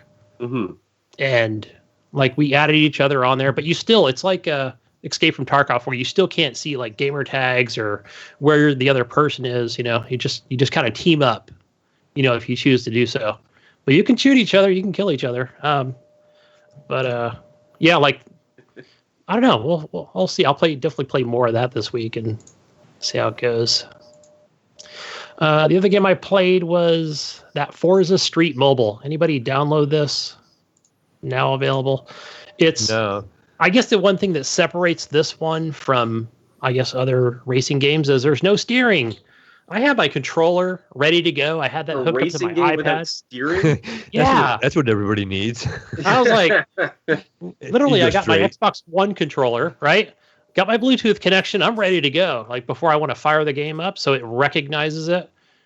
And it's like, oh yeah, this one doesn't use steering. So basically what this one does is, you get your car and you just kind of right thumb on your phone or tablet or whatever. And so when you get to like each corner, like when you hit the yellow, just like in a regular Forza or some games where it's got the arrows, you just take your finger off the accelerator and it'll automatically go around. And then when you hit the yellow part, you just press accelerate and you can boost. Doesn't sound fun at all. No, it's Right. not. What Yeah. are you talking about, honey? Forza Street Jesus Mobile. is asleep over here. Yeah. So he's the John of the show. Oh, Forza Street, that phone game? Yeah. Isn't that on Windows? Hasn't it been on Windows forever? Yeah. I don't know if I ever played it on the Windows thing, but no, I think what it was called something else. And what happened was Microsoft acquired this company that makes this, whatever that racing game was, and I think they just turned it into Forza Street Mobile. Sounds lame. It's got some great camera angles, like with some cool cars, like you're driving Mustangs. They put that on the box. Has great camera angles. I mean, that's 5 out really of like 5. Gunny Chief. No, literally, because it doesn't have steering, so it just kind of shows you all the different but the angles. camera angles are out of this world. I'm not laughing at you. I'm just laughing at the concept of this game. Like, can you imagine them sitting around like, okay, we got a really good racing series and we want to transfer this to mobile. Okay, well, first of all, get rid of steering because no one likes steering in racing games. Yeah. Like, it's the thought process. It's dumb. But my final thought on this, I mean, EA makes way better mobile racing games. Yeah. So definitely the Need for Speeds. Pass this one up. But that's all I've been playing. Oh yeah, I forgot to mention Doofus dropped for one of my games. Oh god. No, first of all, everyone's dismissing this Doofus drop on Android and iPhones. I think. Look, this is a very well made game. I think it's running at 45 frames per second. It's got a lot of options. It's got a cool story. Camera angles, Gunny. It's really camera angles. All the camera angles. I like camera angles. Yeah. I mean, you can't have a picture. I don't want to have to control whatever it is, right? I just want the cool angles. Yeah. Matt, this is a little bit of an inside joke, but Jesus, he likes all those camera angles on an early Thursday night. Is what I'm hearing. Yeah. What happens early Thursday night? That's my Steam event. Early Thursday evening. Gunny gets his accounts hacked on early Thursday mornings. Just clicking on steamy things in Steam. So remember the special episode of EGO you guys had the other day? Gunny took inspiration from this on an early Thursday night or evening. So the first thing I thought of too was the video episode. It is really hard to find an adult game. This took me a long time. Just ask Gunny. Well, I'll ask Gunny. But I clicked on a lot of shady links. I got to a lot of points where they asked me to put in credit cards to pay $40 a month for some stuff. Oh my god! Whoa, that's expensive. Well, I didn't do it. Pornhub is free, guys. What are you paying $40? Plus, they have premium membership on for. They had a. It was free, right? Wasn't it free during I don't know. I read it somewhere that they had premium membership. Yeah, we're sure you read it somewhere, Matt. On the fucking home page is where you read it. No, they had it on Reddit too. Big Reddit fans. He told me about it. Oh shit. Anyways, ladies and gentlemen, it's news time. Let's move on to the news and talk about some video game news this week. First off, I want to tell you guys about Cloudpunk, Mayo, and Matt. Sure. Cloudpunk is going to get an update soon that's going to add a new camera perspective when you're on the ground walking, Mayo. It's actually going to look like the camera's going to be like a free camera behind the character. So you're actually it's going to look like Grand Theft Auto almost, where you're behind the character and you can look around like a third-person camera instead of that weird side view or whatever. They're working on a patch, they said. I watched the YouTube video just now. It looked pretty cool, not going to lie. Cool. Moving on now to more news. Well, Nintendo is now trying to get rid of this unofficial Super Mario 64 PC port from the internet. Of course, they're trying to do this, but the people who put this out are making it really hard because they keep sharing it on torrenting sites. So Nintendo's really having a hard time trying to get these torrent sites to comply with the DMCA. Can they sue the creator, though? At the end of the day, can they just sue the creator? Yeah. I don't know. Yeah. But I think it's dumb. I mean, they normally do go after that person. I just think it's such a bad PR. If I were Nintendo... Nintendo's always been dumb like that, but they've always been super protective of their shit, too, you know what I mean? But them being... this day and age, being so protective of an IP means people are going to go after that IP even more. Everyone's going to want to do Mario stuff. I've been playing Dreams on PS4, and there's so many Mario games on Dreams. It's such an iconic character. Give it to the people. These people grew up on it. They want to express their love for Mario by making their own Mario games. No one's being tricked into thinking this is a Nintendo product. No one's being tricked into thinking this is an official product. Let the fan base use Mario. I mean, not in porn or something like that, but don't go after a guy who lovingly recreated one of your most classic games in a different engine. Celebrate that shit. Yeah, that's true, but they don't give a fuck about your opinion, they Matt. Don't. Matt, remember they don't give when a they had fuck. That browser? They had that. I think it was a browser game. It was pretty much Mario, Super Mario Brothers, the first one, and it was a ton of fun. It was like a battle royale. A battle royale. I was going to say. I guarantee they're going to make their own battle royale Mario, though. They're going to release that shit. Yeah. What are they? Own idea. They released the same exact game. Probably. Yeah, the same exact thing. Oh man, that would be. It was such a good. DLC they could make. They could do Koopa characters. They could do Mario characters. They could do every skin, every character they have. But according to this, Nintendo's lawyers have told Google to not let people find this video on, or the link to this torrenting sites for this fucking shit on Google. So if you search for this game on Google, Google will tell you that they cannot find that for you. Also, Reddit posts are being deleted because Reddit has been ordered to take down any posts with the links to this. Also, any YouTube videos that have been uploaded with content of this game have been deleted, and they're being deleted as we speak, even though they're also being uploaded as fast as they're being deleted. So, as many as YouTube is deleting every day, they're being uploaded every day from different users around the world. But yeah, I mean, Nintendo's lawyers are pretty much hard at work right now trying to get this under control. So we'll see what happens. Fucking Nintendo. Goddamn Nintendo. I know you still probably can't. God, Nintendo. Why don't you fucking a Nintendo video without Nintendo taking half of your money? Nintendo give a fuck about your opinion, Gunny. They don't care about you. I wouldn't give my dime. Making games for their system instead of like shitty ports all the time. I don't know how Nintendo skates by. All right, I'm getting a little mad at Nintendo. I'm on Reddit all the time, and Nintendo's like the Nintendo fans are so like they're so easily appeased. It'll be like, here is the first Assassin's Creed game being ported to Switch, and it'll be like, oh, Nintendo, you're so gracious to us.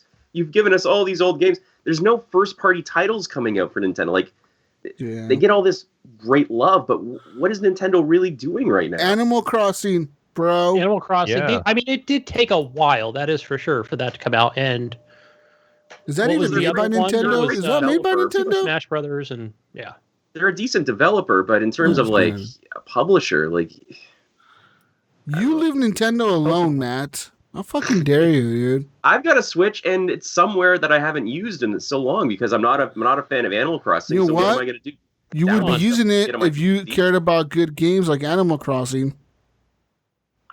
I've got Simpsons tapped out. I can build a city. I don't know. I've got other games where I can build cities without animals telling me to dig up shit or going fishing every day. I don't. You can play Dead Cells. That's my favorite. Yeah, I got Death Stranding if I want to go visit a live open world with intrigue and stuff. I love Death Stranding. Have I told you guys I love Death Stranding? Because I love Death Stranding. Death Stranding is amazing. Say that. Did you know, Matt, the other day the limited edition with the little BB and shit, that thing was $70 on eBay. Yeah. Really? Is that something that that's a fucking Bill steal. Bought? Yeah, Bill bought it. And, he got a brand new one of the BBs in the little pod. I want one of those things, dude. I want one of the Neo, the statues of the dude, Norman Reedus. I want one of those. Oh, those are pretty cool too. Yeah, yeah. But actually, the little BB looks fucking because they're actually big, like this big and shit. Got light up and all that shit. It's fucking cool looking. It's funny how prescient that game was because that game came out right before coronavirus. Yeah, where you're playing a courier delivering the most mundane shit to people who are hunkered down for the rest of their lives. I was delivering CDs and movies to some guy, pizza and shit. Yeah, and that's exactly what's happened. An unseen enemy. You can just get out there and die because of an unseen enemy. It's be forward looking. But you can sort of see him. Because you got the dooms. Well, your baby can see him. That's another thing. You got the dooms. He's got the dooms. Remember, he got the dooms where he doesn't cry or whatever. He cries. Does he cry? I can't doesn't have tears. No, wait. Remember, he can't shed tears. He cries, but he can't shed tears. No, God, Matt, what kind of fucking Hideo Kojima fan are you, bro? Well, I'm about to prove you wrong because the thing is, he does cry when it happens. That's the point. Oh, yeah. Oh, no, yeah. When it's about to rain. Wait, hold on. When it's about to rain, they start crying. Oh, I remember. Mike, fine. Cry. Oh, Jesus. Hey, you know what? Speaking of a game delivering stuff, I saw a game today on Steam for free. Good segue. It's called the Walking Simulator. Oh, yeah. You pretty much are Norman Reedus. It looks like Death Stranding. The game says that your job is to deliver packages from point A to point B in a world that's empty. Isn't that Cloudpunk? But Cloudpunk isn't empty, though. In this world, it is empty. Everything's empty. So you just deliver packages. Wasn't empty either. Well, look, Death Stranding, I joke, but I think it was one of the best games in a long time. Oh, dude, I fucking love that game. I loved it all the way to the end, Matt. Once you remember the end with that 1 hour on the beach talking to Emily on the beach, and then she would talk to you for 2 sentences, and then you had to get up and get up and walk around for like 2 steps. Walk again. Oh my god, I hated that part. I fucking hated that. That shit took I stopped paying attention after 20 minutes. I was like, you know what? I don't give a fuck. Just get this over with. Fucking that felt like the game was kind of like, okay, we really need to beat people over the head what this plot is all about, because it was just an hour of just exposition, just throwing up on players, and it was kind of funny. But I think you have to celebrate games like that, because that was just a unique vision for a game that someone got to make. It didn't feel like anything else, and I love the multiplayer aspect of it, and I just want to see more games like that, just different. What's really cool is the multiplayer aspect of it, you know, because like even the other day, like not even that long ago, about a few weeks ago, I loaded up my PS4 and I actually re-downloaded the game. And I went into the game and I already beat it, you know, so like the whole area is unlocked or whatever. But I went to a previous save. But I went to the very first like big bridge, you know, like those metal bridges you can build. Yeah. I went to the very first one that I ever built, which was like in front of one of the first bases that you go across this huge river. Yeah. And that fucking bridge is still there, and it has like 300,000 likes or whatever. Some people upgraded it, like some people added some holograms to it or whatever, and added music to it, and like people have been upgrading. Like that's fucking dope. Like I built this thing like months ago when I first played the game, and this fucking thing is still here. You know what I mean? Like people are upgraded it and shit. That's fucking awesome. Well, it was multiplayer designed to help each other out. So when you were in a pickle, or like especially rough terrain, and someone built a bridge, you're like, oh, thank you, whatever Jesus walks on air or whatever, 9221. Thank you so much for building this bridge. So yeah. Yeah, man, I'm right there with you too, though. Like you were talking about, like how Death Stranding is kind of original, and you kind of like that, and you wish you would see more of that. I think us as older gamers, I think we've just seen so much of these games played over and over and over and over, that when we do see something really new and unique, we really take to it and really enjoy it, and like, oh, that was really cool concept, or that was really neat. That's the way I feel, because I just feel like, oh, I'm playing this game, it's a rehash of this, you know, like, or this game is a rehash of that, you know. Like I see the new Assassin's Creed commercial, and I'm like, okay, but it's kind of Assassin's Creed, you know, and it's gonna be cool, and I'm gonna enjoy it, and it's gonna be the new graphics and all that kind of stuff. But it's the same, I guess. But you know what it's gonna be, right? Like Assassin's Creed, first of all, it's one of my favorite series. But you know, this new Assassin's Creed is you're gonna have to climb something tall in order to get a sense of the area and jump off. You're gonna be able to sneak around. There's gonna be bushes that you sneak in. It's gonna be Assassin's Creed in a different skin. It's going to be the same kind of ship mechanics in a different skin, which is fine. Like, I love that, but it's not going to ignite the passion or like the wonder that I had kind of with Death Stranding, where like I'm playing something kind of new, like with new mechanics, new gameplay, new things to consider.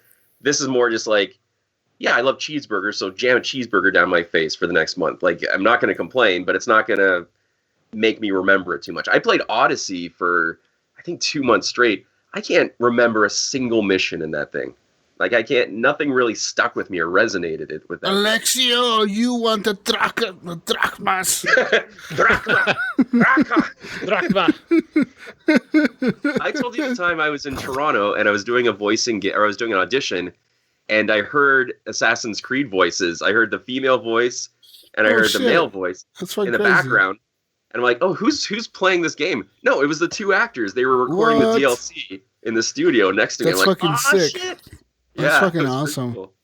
That reminds me too, Matt. Since you're on, I used to, back in the day when VGO had the premium subscription, and I was a premium subscriber. You started off doing the voices of Matt.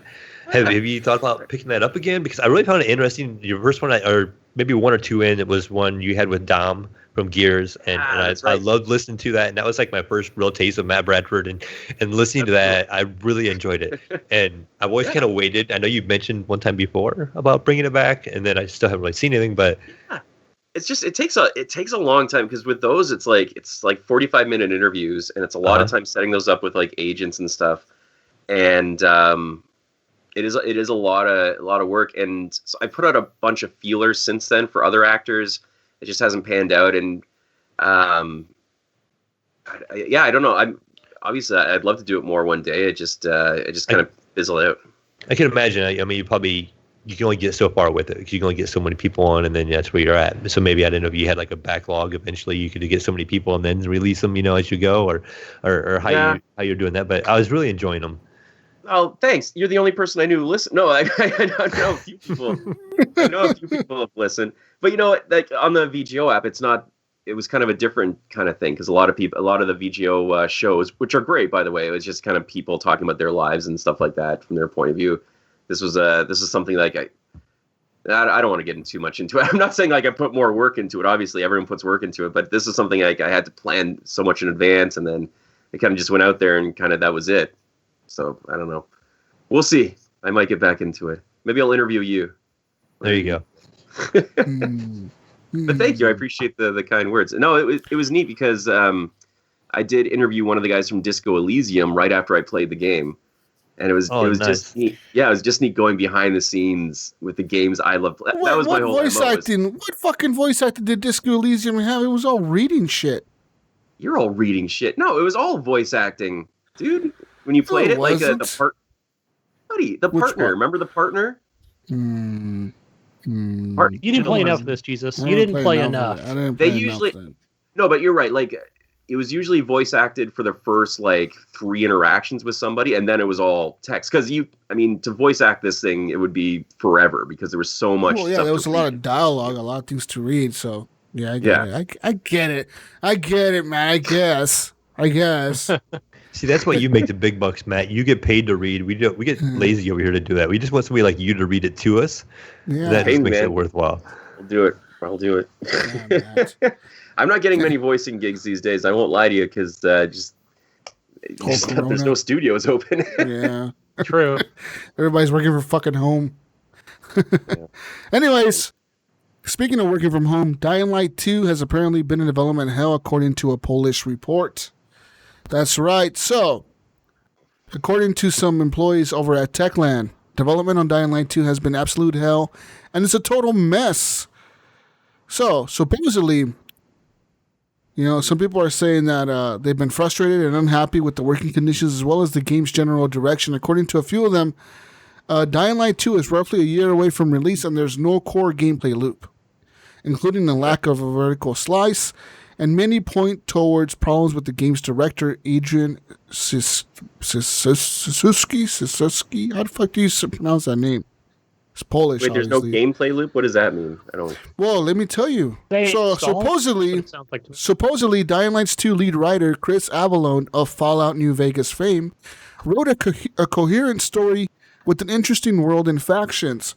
However, once this story was implemented, all game direction was lost, and a lack of vision has soured the game's potential. Most of the interesting quests Avellone had written were turned into watered-down fetch quests. So, this isn't to say that Dying Light 2 is unplayable. This is clear by the gameplay demo, that we've been shown. Sounds like sour grapes to me. Just that there's a possible lack of direction or gameplay loop. There's also seeming to be a problem with toxic work culture as developers are expected to crunch even during the alpha build phase, with many employees complaining about being called late at night to work on development.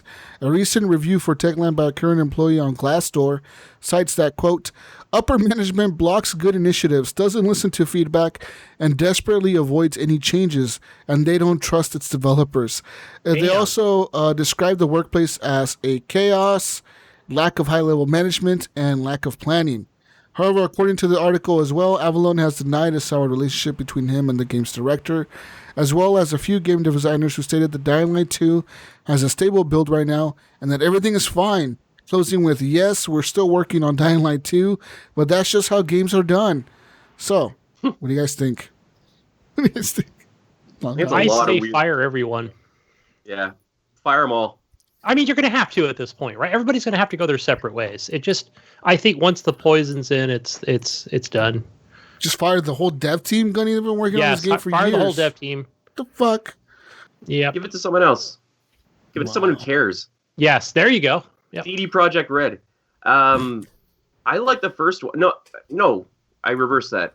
The first one I found was empty to me. Like I found like I didn't care too much about the story going on. I really enjoyed the gameplay, but after a while, I was going somewhere, killing a zombie, Like it didn't feel very connected to me in terms of a story or a world. And it was kind of a slog to get through it. Like a throwback to what we were talking about. It felt like every other game I'd been playing before. So this second one coming out, it hasn't really, I don't have much hype for it. For me, so they're going to have to do something cool. What I was hyped about is the different factions they were talking about in the game, where like you can choose to side with like the government people or like the military or whatever, how they're dealing with the zombies, or you can choose to side with the survivors over here, like have like this colony over here, or you can choose to side with this other people. You do that in Fallout like 10 years ago, right? Like whenever they say this is Dying Light, Matt. Okay, this is Dying Light, Matt. You know what I'm talking about. Whenever they say there's factions in video games, it just means that you have different quest givers. Like that's all it means. You work for the government people, you can easily go to the anti-government people afterwards and do all their quests. That's true. Jesus, when are they going to get factions right? Like What game is Cyberpunk going to get factions right? Who's going to get factions right? That's true though. Like in Cyberpunk, if I pick like the Cyber Arm faction. GTA. Yeah. But I don't want. So if I pick the Cyber Arm faction, I want to go to the Cyber Eye faction. Like, no, you're one of the Cyber Arm motherfuckers. I don't want to talk to you. Yeah, like, hey, motherfucker, you helped that guy in that other strip club or whatever. Fuck you. Don't come over here and try to help me out, motherfucker. Like, because Cyberpunk seems like a very big game, and from everything that I've seen, they keep saying that like missions are dynamic. Missions can change like based on how you choose to approach something in a mission. The whole mission outcome can change, based on how you approach it. So I really hope that they follow through with all that, because that seems like a lot of ambition for a game that's open world, big, it's going to have a lot of quests and a lot of missions. So to be something where like they keep saying that everything's dynamic and fluid and everything keeps changing based on your choices, I fucking hope that they follow through with all that fucking shit. I think they're biting off a ton. CD Projekt Red is promising the moon with this game. But if they pull it off, though, Matt, if they're able to pull it off, then that seals the deal. They're going to be one of the biggest and best developers in the fucking world. They're going to be like Rockstar, pretty much. They're going to be the Polish Rockstars. I think they're in the best position to pull it off. Like they know the expectations they've set for Cyberpunk, right? Yeah. So I feel like they're going to hit it. It's not going to be the game we have in our minds. I think we have to go in it thinking that like it's still going to be a game with limitations to this generation. It's not going to be this open, intuitive game that changes every single second with your decisions. But I think it's going to be the best that they can offer at this point in time. Yeah. I agree. But speaking of Cyberpunk, what are you going to say, man? What are you going to say? Well, are you going to do another segue? Well, I got to run, my friends. I've got to... Oh, man. Familial commitments. Look, ladies and gentlemen, we were going to have another 43 minutes of Matt Bradford, but someone decided to show up late. Someone...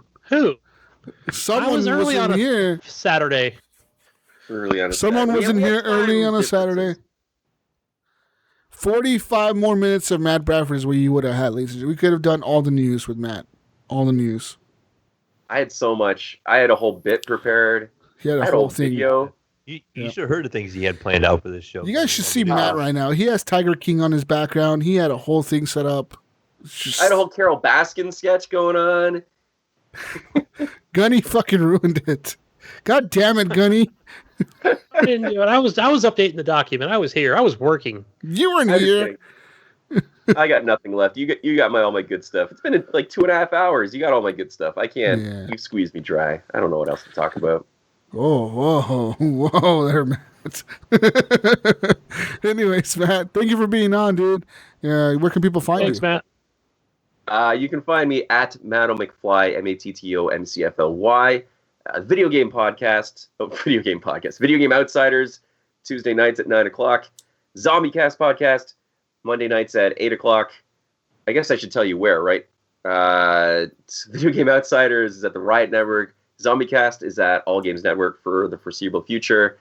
No Sleep podcast, which is every Sunday, which is a kind of narrative, me reading horror stories. Yeah. And, that's where you can find me on. Yeah. Spooky stories. All right, Matt, get the hell out of here. Go back to Canada. Bye. Bye, Matt. Bye. Love you, Matt. Yeah. Take it easy. Anyways, moving on now to more news. Cyberpunk 2077 developer has not clarified in-game purchases. Dun, dun, dun. The spicy ESRB rating published for Cyberpunk 2077 included a mention for in-game purchases, which may have raised some eyebrows, Gunny.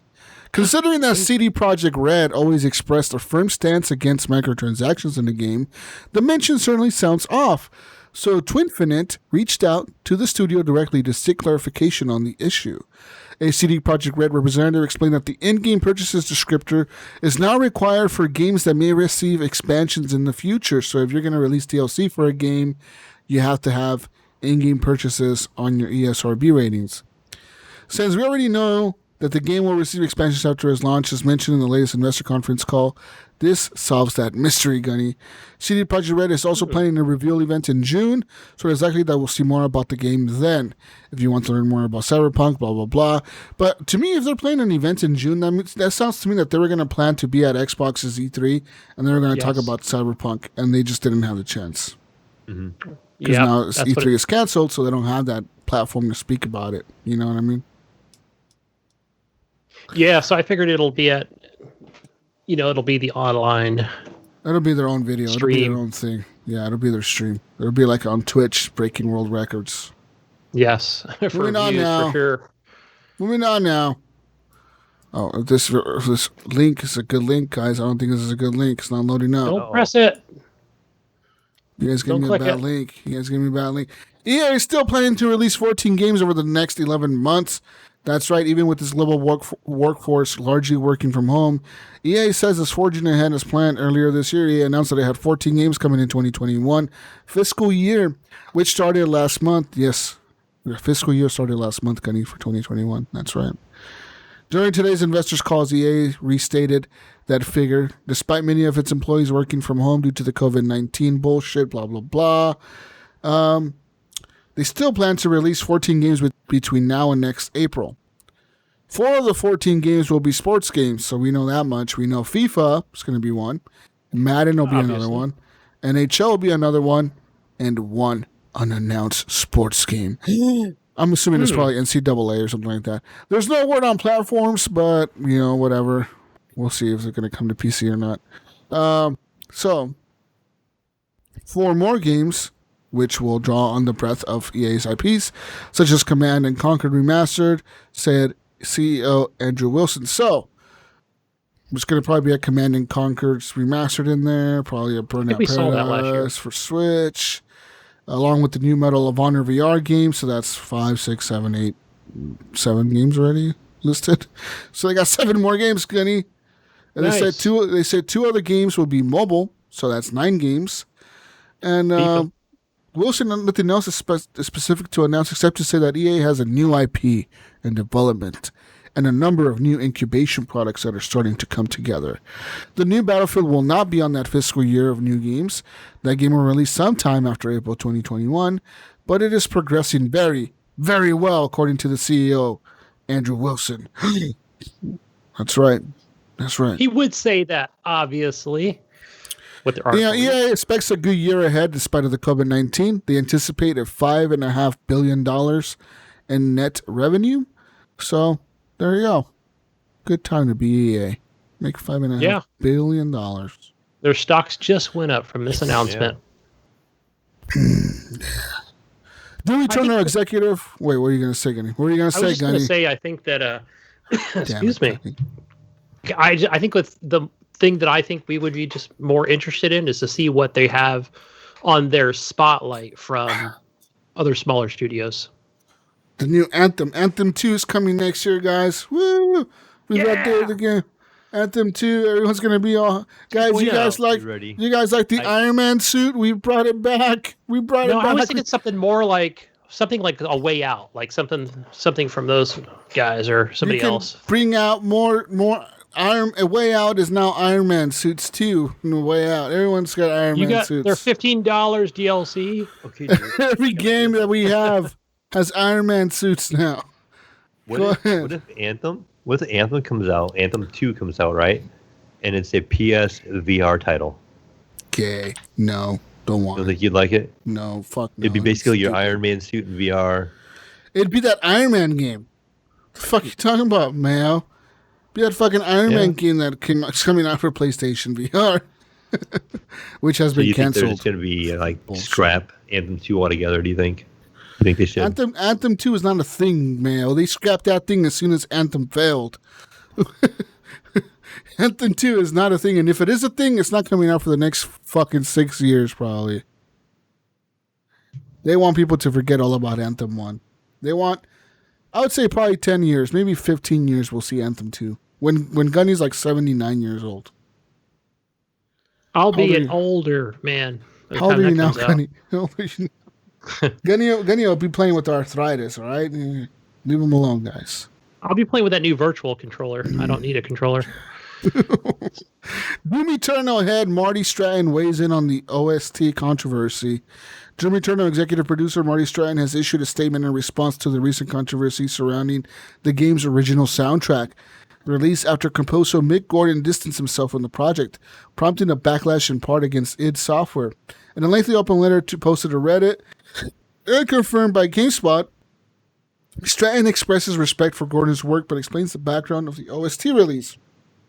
According to Stratton, Gordon had asked for extensions to deadlines, including the one that pushed the original soundtrack past the game's March release date. As a backup, Stratton requested the help of Chad Mossholder, id Software lead audio engineer, to develop the OST tracks in case Gordon could not deliver the full list of tracks. Stratton told Gordon of his backup, and according to Stratton, it was Gordon who suggested he work with Mossholder to compile the work into one OST. That ultimately led to the OST as we know it, with the roughly dozen songs from Gordon and the rest filled in by Mossholder. Stratton also explained that why the non-Gordon soundtracks are of lower quality. He said that mixing together an OST usually involves working from the source material, which id Software does not have access to, so Mossholder was forced to mix in game tracks. Stratton said part of what prompted him to make a statement was to defend Mossholder against personal attacks that stemmed from the lower quality mixes. In the end, Gordon is listed as a composer and artist, while Mossholder is listed as a contributing artist on his tracks. Stratton says it would have been misleading for us to attribute tracks solely to Mick that someone else had edited. Yeah, that's right, motherfucker Gunny. That's right. Yeah. So that's why you have lower quality soundtracks. It all makes sense. Music. There's more to it than what he said initially. Motherfucker wanted more time. They said, no, you got to release by March. And he was like, well, I don't know if I can. They're like, all right, we're going to tell the other dude to start working on it too then so you can. And then the dude didn't share his original music, which included the original files that were uncompressed. You know, he had to work off of the fucking soundtrack he had already. He definitely painted a different story, didn't he? That's for sure. Yeah. Vader Immortal, a Star Wars VR series, is coming to the PSVR this summer, Gunny. Today, we're excited to let you know that Vader Immortal, a Star Wars VR series, is coming to the PlayStation VR later this summer. And the series will be available as a complete series, Gunny. All 3 episodes and lightsaber dojos will be available for purchase together for the first time. Dun, dun, dun! That's nice being able to purchase it all together. Because I remember when I got it on the Oculus store, I had to buy each individual episode, and I gotten them as they were coming out. So I bought an episode 1, and I had to wait. And then episode 2 and 3 actually came out within like a week or two of each other. But it was just kind of weird. You had to wait forever to get the completion of the story. And the games, each episode is super short. You know, it's a really good experience, and it's almost like a fancy tech demo, really, in the Star Wars universe. You do some things here and there, and it just kind of ends. And you're like, that's it? Really? You know, and then you had to wait for the next episodes. So it's nice you can get them all together, but still you're looking at a 3-hour playthrough for all 3 of them combined. Yeah. Interesting. You know what else is available on PS4 now? Is that Walking Dead Saints and Sinners. Saints and Sinners, yep, I saw that. Yep, that is cool. I noticed One Piece is not available. It looks like some kind of pre-order bonus, but I'm not sure what the DLC is. But either way, the full game is up there, and you can buy the Ultimate Edition as well. Nice. Moving on now, unhappy Xbox players file a lawsuit against, or an unhappy Xbox player files a lawsuit against Microsoft for stick drift claims. That's right. The plaintiff believes Microsoft failed to disclose the defect. Microsoft has been hit with the class action lawsuit that claims its Xbox One controllers, like Nintendo's Joy-Cons, suffer from, quote, stick drift. As reported by VGC, the class action complaint, which was filed on the 28th of April in Washington State by Donald McFadden, maintains that customers paying to repair the controllers after 90-day warranty expires are allegedly paying to repair a known fault. McFadden alleges that his Xbox Elite controller, which retails for $180, 160 euros, or pounds, demonstrated drift within a short time, as did his replacement controller. 3 or 4 months later, Gunny, in some cases, its alleged controller movements are even registered when the sticks are stationary and no one's even touching them. What? Faulty potentiometers, that's a big word, which is the mechanism that translates the physical movement of the thumbstick into the movement within the game Mayo, are reported to have a, quote, design flaw. As VGC reports, quote, the wiper component of the potentiometer scrapes resistive material off of a curved track, resulting in unwanted electrical contact without input from the user. In documents seen by the outlet, the plaintiff claims that he spent a considerable amount of time attempting to fix the defect on his own, and now believes that in light of the numerous complaints, Microsoft has failed to disclose the defect and routinely refuses to repair the controllers without charging when the defect manifests. A simple Google search on the issue reveals multiple forum and message boards dedicated to stick drift, YouTube instructional videos of users attempting to fix the issue on their own, and even replacement joystick components from Amazon and other sellers, the filing states. U.S. lawyers have filed a similar class action lawsuit against Nintendo after concerns around the issue of the Joy-Con drift last July. And further plaintiffs were added in the September following a similar complaint about the new Nintendo Switch Lite consoles too. Dun, dun, dun. So does this tell me this is more like a factory, more like something that's there? I mean, especially if you're talking about other game. Well, they're charging players. They're charging players to fix them after the warranty. Cool. So I could definitely see if they had some sort of stipulation where they say, hey, you can send it in, but if we find out that it's not something from the factory, then you will be charged, something like that. But in this case, then no, I could definitely see him going ahead with this lawsuit. Especially if they're going to charge you for it. And I assume they're talking about the first one. The first, not the Elite Controller 2, but the first one, which I've never. Hey, if anything, Jesus, I think I would probably join any kind of lawsuit regarding the grips, because they all just kind of. Oh, you guys want to sue them? You guys want to file a lawsuit, guys? I got two controllers. Right, we should all do it. HGP group. Hey, because Jesus, you're the one that's like, you could buy those. You can buy those on Amazon. Like, I just want it repaired. I'm gonna sue them for the fucking grips. Let's do this, guys. We might get free controllers for life or something. We're probably each going to get like $6.32 in some fucking settlement. We'll give you guys one. No. We'll give you guys a yearly subscription to Game Pass and one Elite controller. So shut the fuck up. Here you go. Fine. Not another word said. Gunny's signing over his life. He's done. You need my login credentials. Huh. There's a new leak pointing to a new map for Call of Duty Warzone. An explosive brand new leak points to a possible new map headed to the massive battle royale, Call of Duty Warzone, as soon as Season 4. Call of Duty Warzone is one of the world's most popular video games, Mayo, and Infinity Ward has continued to support the game quite frequently with new modes, brand new contracts, and content galore. And if a recent leak is true, Infinity Ward is going all out with support for the title as a brand new map may be coming to the game very soon. Reddit user r.doug/DougDagnabbit has noticed a fascinating video with the files of Call of Duty Warzone. The clip shows an overhead map looking at Verdansk, which is the current playable map in Warzone.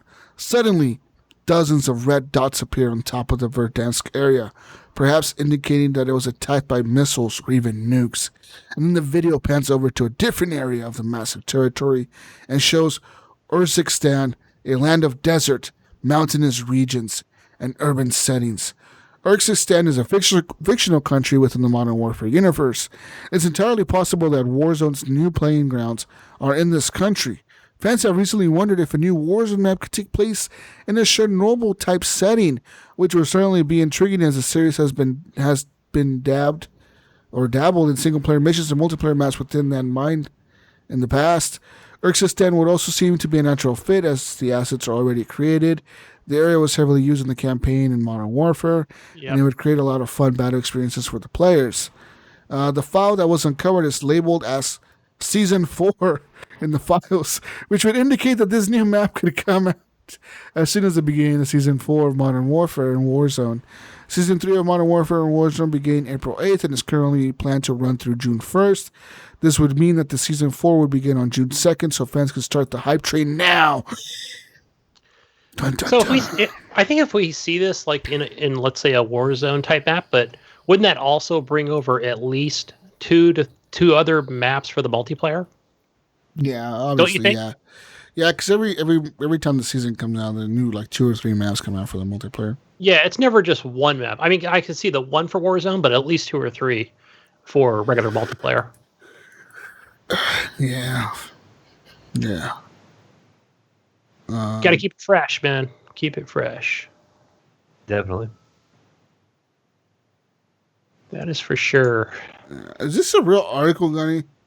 I don't know. Mayo put this up, so This you know is- what? this This guy's like a satire, little guys. controversial, isn't he? But I could definitely see him in Call of Duty, not Fortnite. Yeah, I wasn't. This is not true. This is fucking satire. You guys are having me read satire news now? Huh? The fuck, Mayo? Huh? The hell's Can't going hear on you, here? Mayo. You're muted. Sorry, I have a cat in the background making noise. Yeah, I seen that. And I just kind of linked it to Gunny. I just thought it was kind of funny. I didn't read through it. Yeah, no, that didn't happen. Didn't happen. Okay. Oh, it must be like some sort of thing against, or yeah, like a Fortnite thing.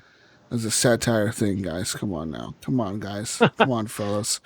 Speaking of You more remember, we're Xbox old. news, speaking of more news, the Xbox executive is saying that it's set some wrong expectations for the Xbox Series game reveals. Reaction was mixed to Microsoft's Inside Xbox live stream last week that showed off some of the first Xbox Series X gameplay, with many viewers complaining about the lack of actual gameplay on display Thursday morning. The YouTube upload of the video of Inside Xbox has been downvoted over 23,000 times, Gunny, compared to more than 18,000 thumbs up votes. And commenters are now venting frustration that Microsoft and its partners showed. Some shit, Gunny, some shit. Xbox shit. Games Marketing General Market Manager Aaron Greenberg responded to the blowback about the Inside Xbox livestream, saying that, quote, Microsoft has set some wrong expectations about what would be shown, and adding that that's on us, guys. That's on us. This week's Inside Xbox promised, quote, a first look at next-gen gameplay, Mayo. But the 27-minute show offered little of that. Some video previews of the Xbox Series X games were labeled with stipulations that footage was, quote, representative of expected Xbox Series X gameplay or visual quality. In-engine previews of games like Madden NFL 21 compromise mere seconds of next-gen visuals, and for the big draw, Assassin's Creed Valhalla, Ubisoft offered what some viewers labeled as just another cinematic trailer. Microsoft has heard the feedback loud and clear, Greenberg said. Had we not said anything and just shown May Inside Xbox show like we did last month, I suspect reactions might have been different, he wrote on Twitter. Clearly, we set some wrong expectations, and that's on us. We appreciate all the feedback and can assure you we will take it all in and learn as a team. Assassin's Creed Valhalla creative director Asraf Ismail likewise took a conciliatory approach to fan feedback on Twitter, saying, you rightfully expected to see more today. We have a long marketing campaign ahead of us. You will see in-depth gameplay and get a lot more info about the game. Thank you for your excitement and passion. Be patient with us and be kind. It'll be worth it. That's right. And that's true, because Microsoft did say the next-gen gameplay, guys, is coming. I did see that. I saw that on Twitter, and I saw it on other media platforms. It said Xbox Series One X gameplay. So I thought, oh my gosh, what does that tell you, Jesus? How much, let me ask you this. So that would tell you how much of Assassin's Creed Valhalla are they going to show? Just roughly, what were you thinking? Maybe actual maybe gameplay. 2-3 minutes of like them like having a battle or something, like an actual fight or something. Maybe 2 minutes, maybe a minute. I don't know. I was thinking at least 5 to 10, possibly. Maybe. Or maybe. I mean, I don't want to see the whole game, but if you're gonna go all out and be hardcore, then yeah, 5 minutes at least. Yeah. Right, because you want to have it, because if they're going to put that on there, right? Series 1X, yeah, sure, put that on there, because what do you want to see the next day from Digital Foundry? He's going to pull it apart and go, look what we're seeing here on the Xbox One Series X gameplay. You know what I mean? So, yeah, don't put that on there if you're not going to have it. So, or 2 seconds of it. Yeah. But I mean, it was just a inside Xbox show. I kind of knew like, oh, maybe they're kind of going all out. I'm surprised they're doing it on, this is the inside Xbox show, but yeah. Well, they did. I don't know. Even Phil Spencer said that it was going to be next gen shit, right? Like, yeah, I saw the tweet. I saw the tweet that he wrote, and I saw other people hyping it up. They're going to bring the fire. Like this is going to be so awesome. But yeah, I mean, it wasn't a letdown, but it was still like they didn't deliver on promise. And the thing is, most of the gameplay, like it said here, it was all saying on the bottom, like, this is not actual footage on an Xbox Series X. So they weren't even running most of the stuff on an Xbox Series. They were running it all on PC. You know what I mean? But that was an awesome trailer. Really good. Really hyped for that Assassin's Creed. I haven't even seen, like, the other stuff. I haven't been watching it, so I've just been playing games. I haven't seen any of the other horror games they've been showing, like... Not into those, so yeah, I'm sure I'll see the trailers between now and June. Yeah, I haven't had the opportunity to watch any of them yet either, since I was at work and all that came out. Yeah, just some GameSpot highlights that I've watched. Yeah, moving on to another piece of news that I have here. Double Fine Studios has now confirmed that Psychonauts 2 will be a part of July's Inside Xbox event. Oh, dun, dun, dun. I know a lot of people are wondering, is it going to be that or a new IP? Yeah. So pretty much, Psychonauts 2 developer Double Fine was one of the development teams mentioned, and its founder Tim Schafer has elaborated on this further. Schafer provided an update via both YouTube and Psychonauts 2 fake campaign page, noting that the team had originally intended to drop beautiful, exciting psychedelic gameplay of the title at E3 2020 before the show was canceled. However, Schafer has now confirmed that the plans have now been locked back in place for July, the Inside Xbox show. So, Psychonauts 2 news for you guys out there waiting for that. Yeah. Good deal. And there's that new Scarlet Nexus game coming out. There's just been box art for that. People are saying that this was shown by Xbox, but it's also been confirmed for the PS5 and the PS4, so it's coming out to everything. They just have a marketing deal with Xbox.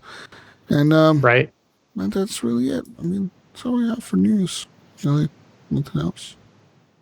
Awesome. You got anything else, Mayo, before we move on to the console corner? No, I haven't seen a whole lot today in the last couple of days of news, actually.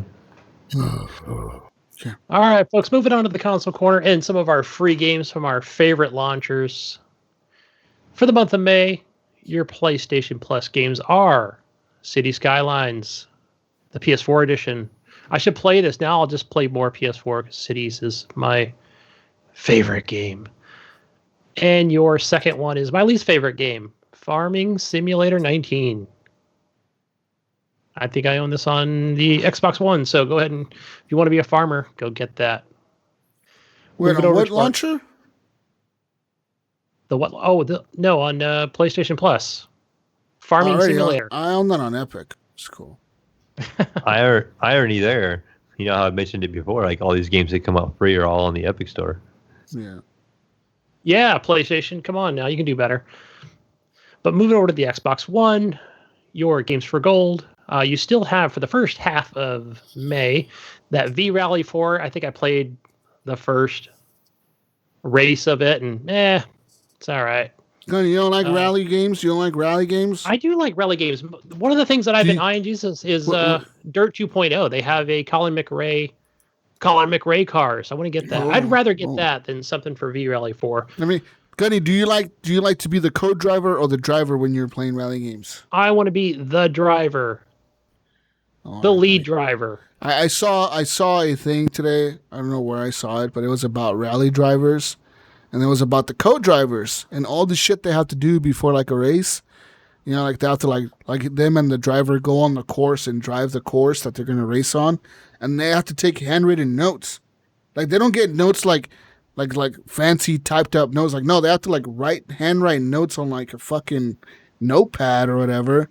And that's what they use during the race when they're racing. They have to, when they call out like 25R, blah, blah, blah, 25L, whatever, sharp right, whatever, coming up or whatever the fuck. And all the codes they use. Bump, slow over bump. And they do all that shit, but like that's all based off of their notes that they took the day before driving to the course. It's fucking crazy. So what you're saying is if I get like through the race, and let's say I'm like, if I place maybe 10th place, can I just punch my co-driver in the face? You could. Fuck that co-driver. You should have been better. You're fired. Fuck out of my car. And then I saw one where they said like back in like 2002 during a rally race, like, because you know the co-drivers and the drivers, they get like a toolbox with them, and if your car breaks down, you're supposed to repair it right there on the side of the track or whatever to keep racing. But I was reading some shit about how motherfucker, they had a video too, like this motherfucker, they were driving in a race, and the steering wheel came loose. Like the fucking steering wheel of the car came loose, and the fucking co-driver had to tighten the steering wheel while the dude was racing. Like while they were driving down the track, the dude was tightening the steering wheel with the wrench. That's fucking nuts. I'm like, holy shit. Crazy. That's pretty wild. Another one was where they had like their coolant, you know, like the coolant in the car like fucking leaked, and they had like no coolant inside the fucking engine, so it was overheating. So they put Corona beer, like they found like a giant Corona beer bottle, and they poured it into the fucking coolant because they had like no coolant and they had no water, so they just used fucking Corona beer. Had beer though. To keep the car running for the whole race. That's fucking nuts. Then we drank the rest of the beer and peed in it, so that filled it up. Yeah, rally racing is fucking wild, man. That shit look crazy. But yeah, I went through there. Yeah, I like watching some of that Baja racing, but no, I wouldn't be that mean where I do such violence on my co-driver. I'd probably get halfway through the race, tell him to get out, check the tire, and then just take off. Leave him there. Wait, you wouldn't get very far. You'd fucking crash into the next corner going 100 miles an hour. Oh, shit, I didn't know that was a hard ride up ahead. I didn't know after this fucking blind turn here that it was a fucking cliff on the other side. Oh, shit. Oh, man. But yeah, V-Rally 4, I found the controls a little wonky. Maybe I just need to go back into it and tweak the setting a little bit more. But I'd rather just play Dirt 2.0. It's awesome. Do it. But moving on to your backwards compatibility game, you still get that sensible World of Soccer. I claim that game. Will I play it? No, but I claimed it. Get that. And over to your Xbox Game Pass featured game. I didn't check all the new stuff that was out this week, but I just know that DayZ's out, so I tried that out. It's downloaded. I'm going to play more of it. Check that out. Who knows, Mayo? Maybe I'll even get that Livonia. We could team up on the PC. There you go. But I'm playing over on the Hobo Xbox. And over to your Evil Epic Store, your free game. Free game for that is Death Becoming. Let's see what that game is. This is... Okay, so now you need that two-factor authenticity. So in order to claim your free games, I do own it now, but it is a linear puzzle game where you must harvest human souls, find destinations, style. However, pesky mortals are not your only problem, as the agents of light will do everything they can to stop you. So yeah, check that out over there on Epic Store. What else we got here? No, well, there's nothing free on Steam that. Yeah, I was just checking while you're kind of doing that there, and IAMS had posted in the Facebook group a couple of days ago that they had Ashes of Singularity free at one point, but it does not look like it's free anymore. So I think it was just a one-day thing or limited time thing. So by the time people hear the recording, it will not be in there. So Okay. Oh, the other game I played that shout out to MechMod. I know that he spoke to the developer or somebody over at one of the studios that makes that game, Family Man. Mm-hmm. And it's sort of blocky, but it almost has this like Minecraft look to it. Feel, right? Yeah, but it's an adult game for sure. Like, I mean, there's not any nudity that I've seen, but it's very much like a mafia shooting. It's got some hand-to-hand combat to it. Like the premises of this game was like, how far would you go to? I can't remember what it was. Was to save your family or something like that? Or what their thoughts? You owed them money, I think is what it was, and you had to see how far you would go. Yeah, and how your family would react to you. And this is the prologue, so it's probably I'm going to say you're probably playing this for 10 to 15 minutes at the most. So you're just getting. It's more of a demo. Think of it that way, because you only go so far. And I don't want to spoil like just how that kind of plays out, but basically you're inevitably, you're in trouble. And yeah, so you're going to go, the first thing you do is like when you get out in the town and it's like, the guy's like telling you like, yeah, you want to keep your family. You don't want to go to prison, do you? You work for me. In the meantime, you go work somewhere else. So you go in the town and some of the dialogue's pretty funny. Like you'll run into the town sheriff, and he's like, have a crime-free day. And then it's like, okay. Then you come up and you'll see like this burger joint. And it's like this young kid, and he's just like, yeah, you want to work by shift? It pays $50. It's exactly how much, you owe the crime boss, or the bad guys. So it's like, oh yeah, I guess I'll flip burgers, or you can just do other jobs. So I was like, oh man, I really wanted to see what would happen if I, flip burgers, steal money out of the cash register or whatever. Mm-hmm. But yeah, I'm definitely interested in this game. It's called Family Man. Check it out on the Steam. So, but I think that's it. I think we're over now to the question of the week. So Mayo, what is our question of the week for the community? So our question the last week was, have you ever used a walkthrough or strategy guide for a game? I own some strategy guides. You know which one I've probably used? I'd say the most. It wasn't Mass Effect 1 and 2, but Skyrim. I probably used that one more often. I think I used it more than I did like maybe let's say YouTube videos or some kind of online strategies, even though that was probably like a better option. But that was something where I really went deep into that book and just, checked everything out and see what tips and tricks and stuff. Anything for you, Mayo? Like, did you, any strategy guides that you currently own or that you had? No, I was never a strategy guide kind of kid or guy. Like, I always just wanted to figure it out myself. I can't think of any time I've ever owned a guide. I remember seeing them and just thinking it was funny that somebody would actually buy one. I just always thought, I'm like, oh, it's just part of the fun of the game for me was figuring it out. So seeing them in the store, I'm like, I get, people want to go through and see every aspect of the game, get their full money from it, I guess. But for myself, I always just wanted to explore the game and learn it on myself. And almost like Matt said earlier, like a natural platinum for him, just kind of naturally finding stuff and discovering stuff on your own. There's like a certain satisfaction with doing that. Yeah, but just thinking specifically about like, I wanted to become a werewolf or something in Skyrim, and it was like, but it wasn't like something like I read before playing the game. It was more like I kind of would play the game, read it a little bit, and just like I didn't, just be like, okay, how do I become a like it, and what does it involve, and what are the benefits of it, or what can I do, So it was just things like that, and like where to go and what to do. So it was just a lot of fun. Anything for you, Jesus, as far as like strategy guides go? I'm with you on Skyrim for sure. Skyrim is one of the games that I think I had that big ass fucking Bible looking book. Yeah, that's the one I got. And I never really I would use it for some things, but like I would say 98% of the game probably, I never even looked at it. I was just kind of exploring, fucking end up in random fucking quests. You know what I mean? Mm-hmm. As far as another game, I remember way back in the day when I was a kid, when I was like 12, maybe 13, when the first Hitman came out back on the Xbox original.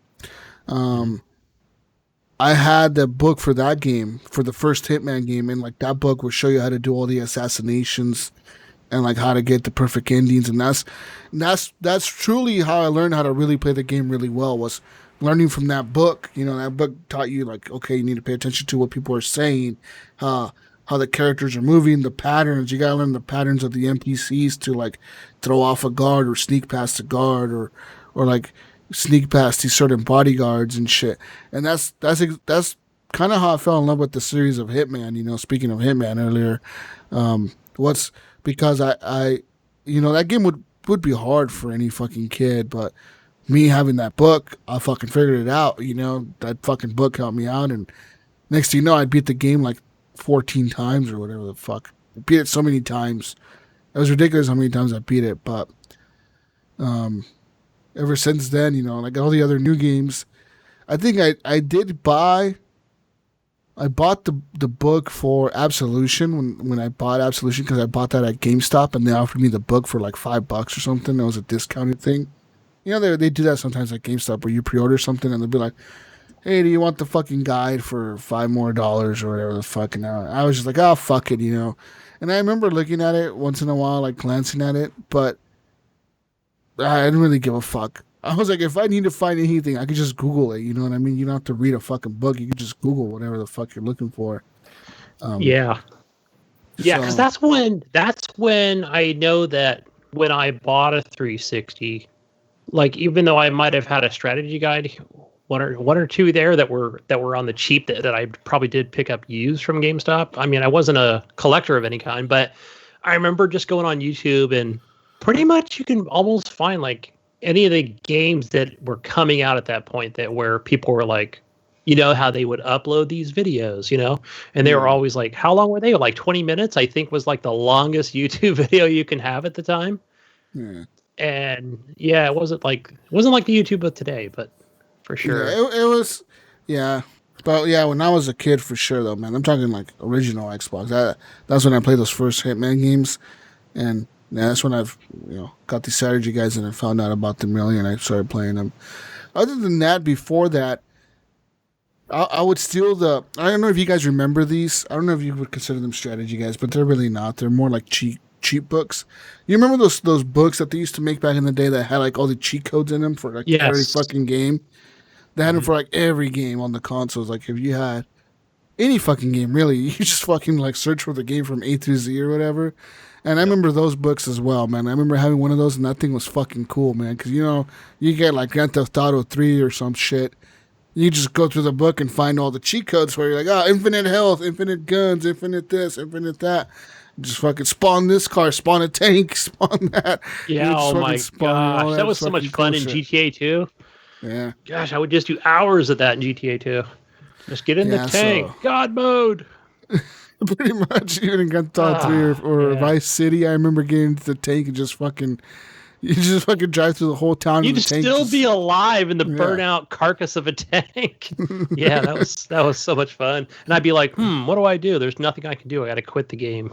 Yeah, and then so that was kind of like the OGG like first like strategy guys that I had was the stupid ass cheat code books too. Fucking cheat code books. Mayo probably was fucking in high school back then. I was probably in high school back then when you were 12. I probably graduated when you were 12. He was probably getting his first job at the gas station. Yeah, fucking Mayo. You probably were graduated when I was 12. Damn it. Gunny was buying alcohol for 12-year-olds. Yeah. They were probably more like 16-year-olds that I was doing that. Oh shit! But yeah, one day in my car, and he's like, "I remember I was 21," He's like, pop the trunk. I was like, what? I just pulled up near my house. Pop the trunk. You know, I had the big old case of, Budweiser or Miller and Miller Genuine Draft.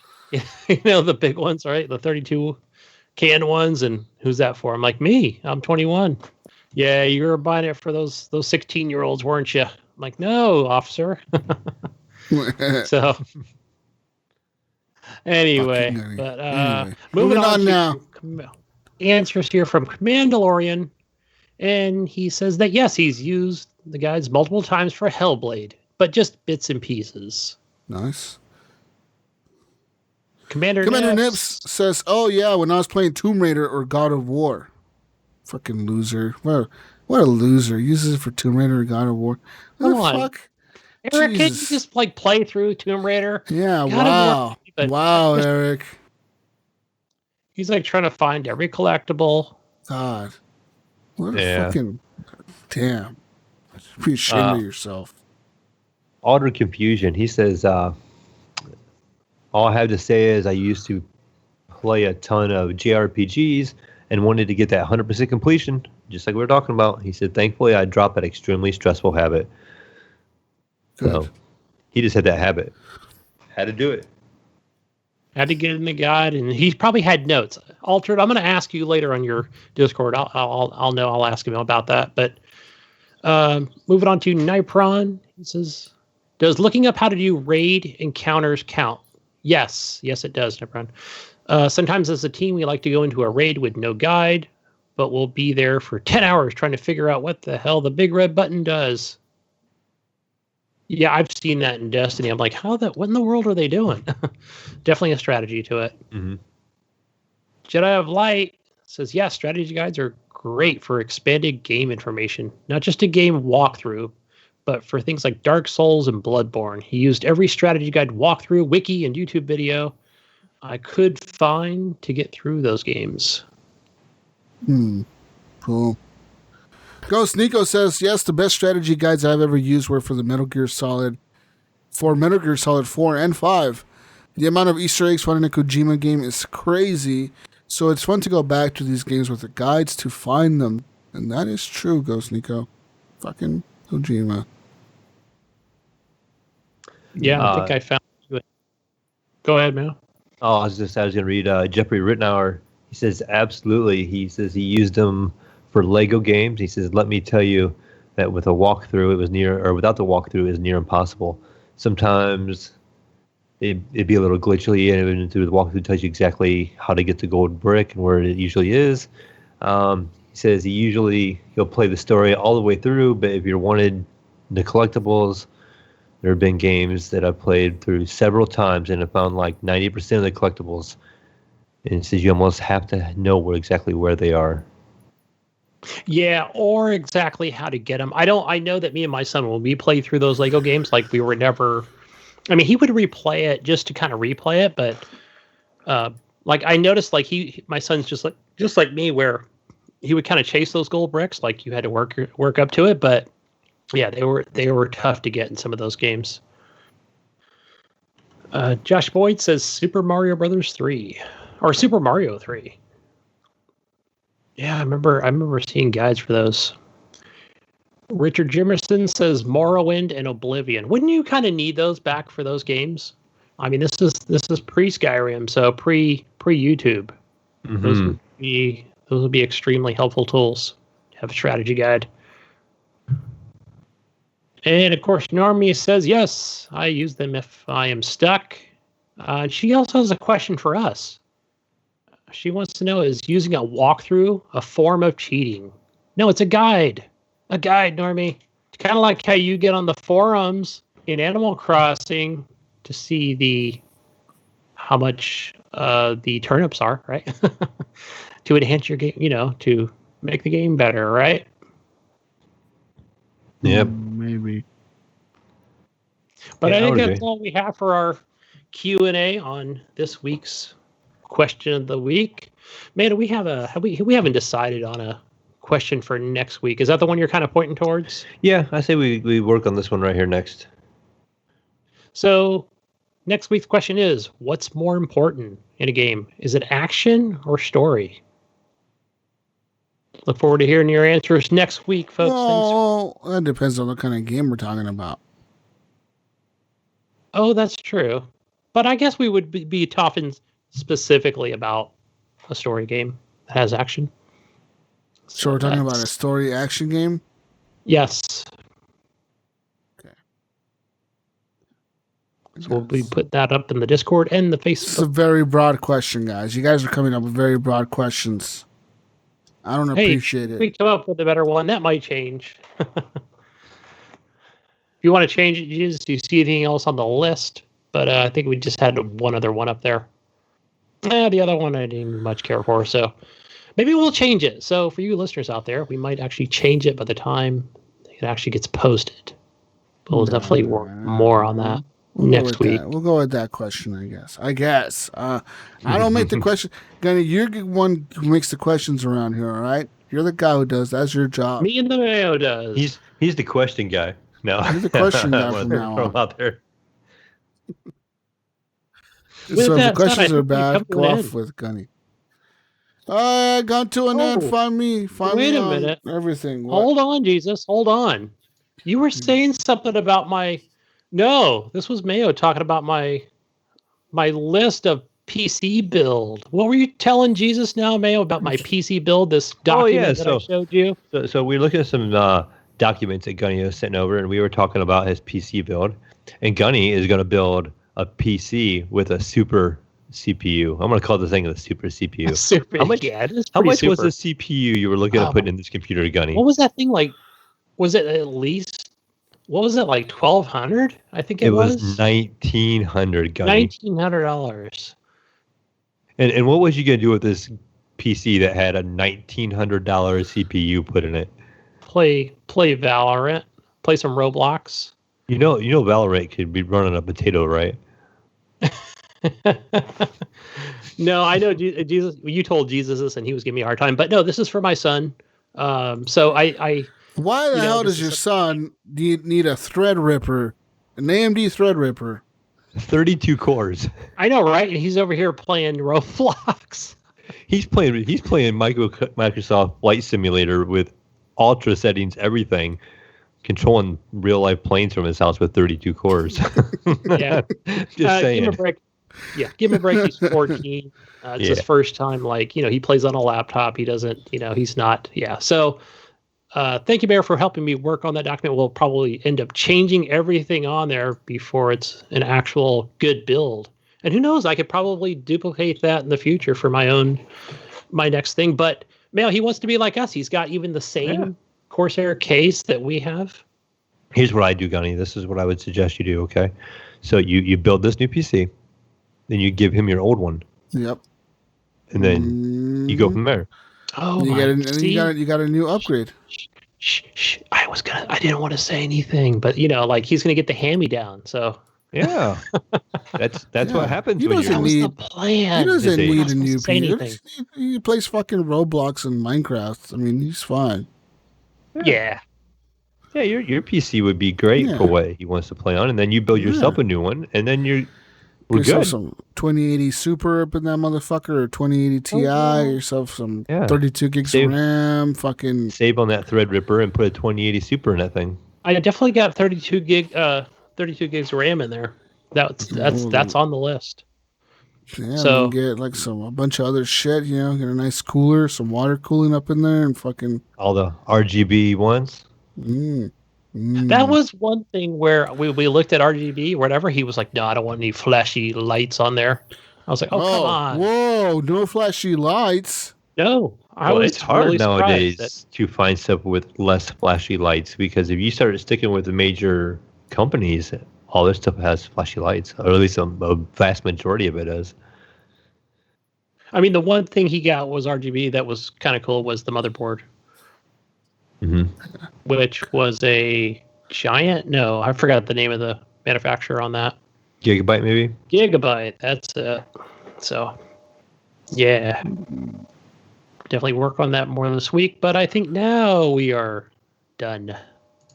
Where do we find you guys? Oh, find me playing Cloudpunk. On Steam, it's Jesus Walks Lot. On everything else, I'm Jesus Walks Lot. Even on Oculus, if you are an Oculus VR user, add me on there, Jesus Walks Lot. On literally everything, I'm Jesus Walks Lot. Even PlayStation, Xbox. I haven't turned on my PS4 in a while. Should I go play something there? I don't know. I mean, what is there to play on the PS4? Yeah, I was getting ready to ask you. Final Fantasy? I don't want to play that though. No, that shit. No. Last of Us 2, I guess, when it comes out. Yeah, I can't think of anything else new that you haven't played already. Yeah, whatever. But guys, go find me. Go ahead. Go over to that Xbox, add me on Gunny Chief over on the Uplay store. Thanks to whoever added me on there. Appreciate it. I did follow you back, so we are friends now on the Uplay store. Over on the PSN, I am HGP Space Gunny. Twitter at Chief. Oh, nice. Yeah, where do we find you? You're going to find me on Steam and Origin, and Uplay is the Mayo one.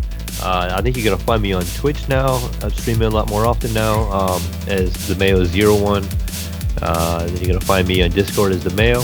And pretty much that's mainly about it. Just kind of hanging around those them areas there. And mainly the Discord is probably the easiest place to find me. All right, well, you can find where to find Matt Bradford. What did she say? Peace out, Brussels sprouts. We'll catch you on the next week's edition of the Horrible Gamers Podcast. We're out of here. Goodbye. Good night. See you next fucking week. Goodbye.